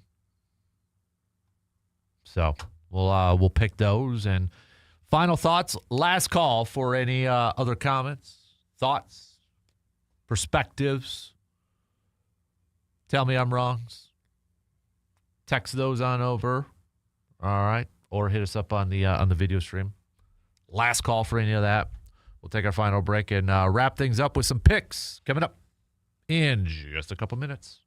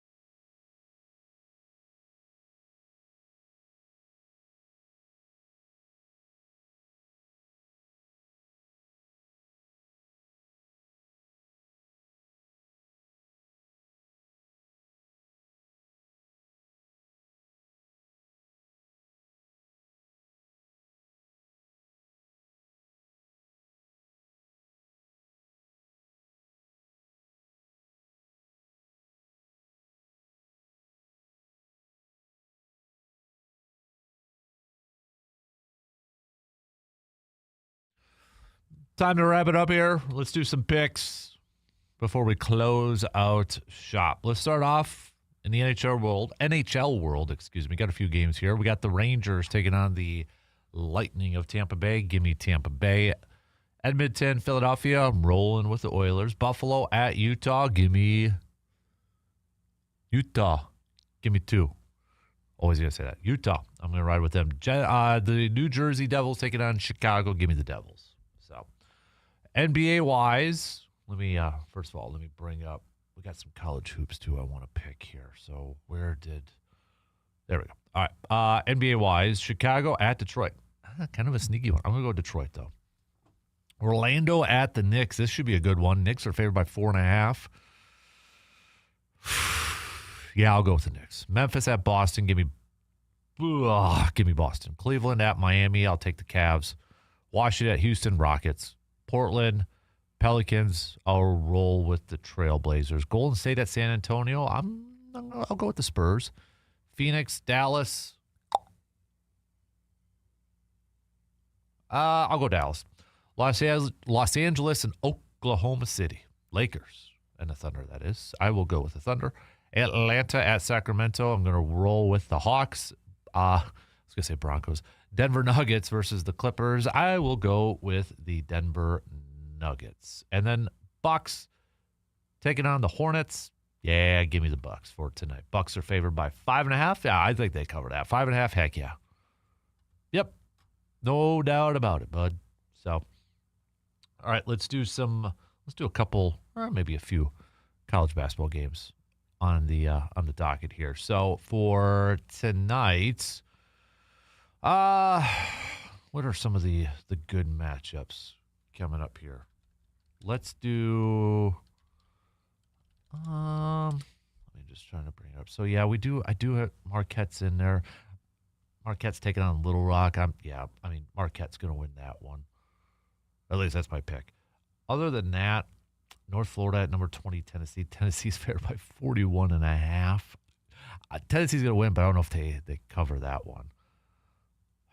Houston, number 1 in the country right now. They're favored by 31.5. I mean, you got some of these games. A couple of them aren't, early on. They're not too bad, but that's about. Where's a line that's really good? How about James Madison at Longwood? We'll go James Madison because shout out former Blue Gold Chancellor Schmidt is over there, so we'll go with that. Milwaukee at Indiana, the Panthers. Indiana's favored by 24.5. I'll go Indiana, but I don't think they cover. I'm not going to go with they cover. So, all right, those are some of your picks for this morning. Again, reminder, tomorrow we're going to talk some fantasy football with Mr. Eric Balkman. So if you have any fantasy football questions that you would like to be asked, or you would like answered, I should say, not to be asked. If you have any fantasy football questions that you want answered by our fantasy football expert, text those on over 715-830-1912. So send those puppies on over, and we'll get those to Eric. Also tomorrow, Jake Boakes, Wisconsin DNR warden for the great state of Wisconsin, will also be joining us. So if you have any outdoor-related questions, hunting questions and such, please send those too so we can get those to Jake ahead of time, especially with the opener coming up next weekend. So this is your opportunity to get those questions answered before you hit the woods. We'll see what the Packers practice report looks like later on today, injury-wise and such. We'll maybe hope for some good news. Maybe we'll get an update at some point this week about Jaden Reed potentially returning soon.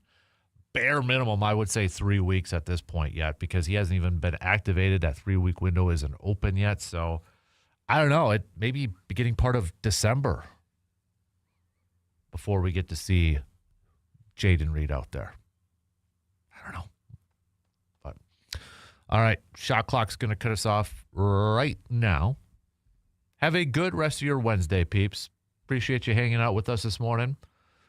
Same place, same time. Let's do it again tomorrow morning for Thursday, all right? Talk to you then.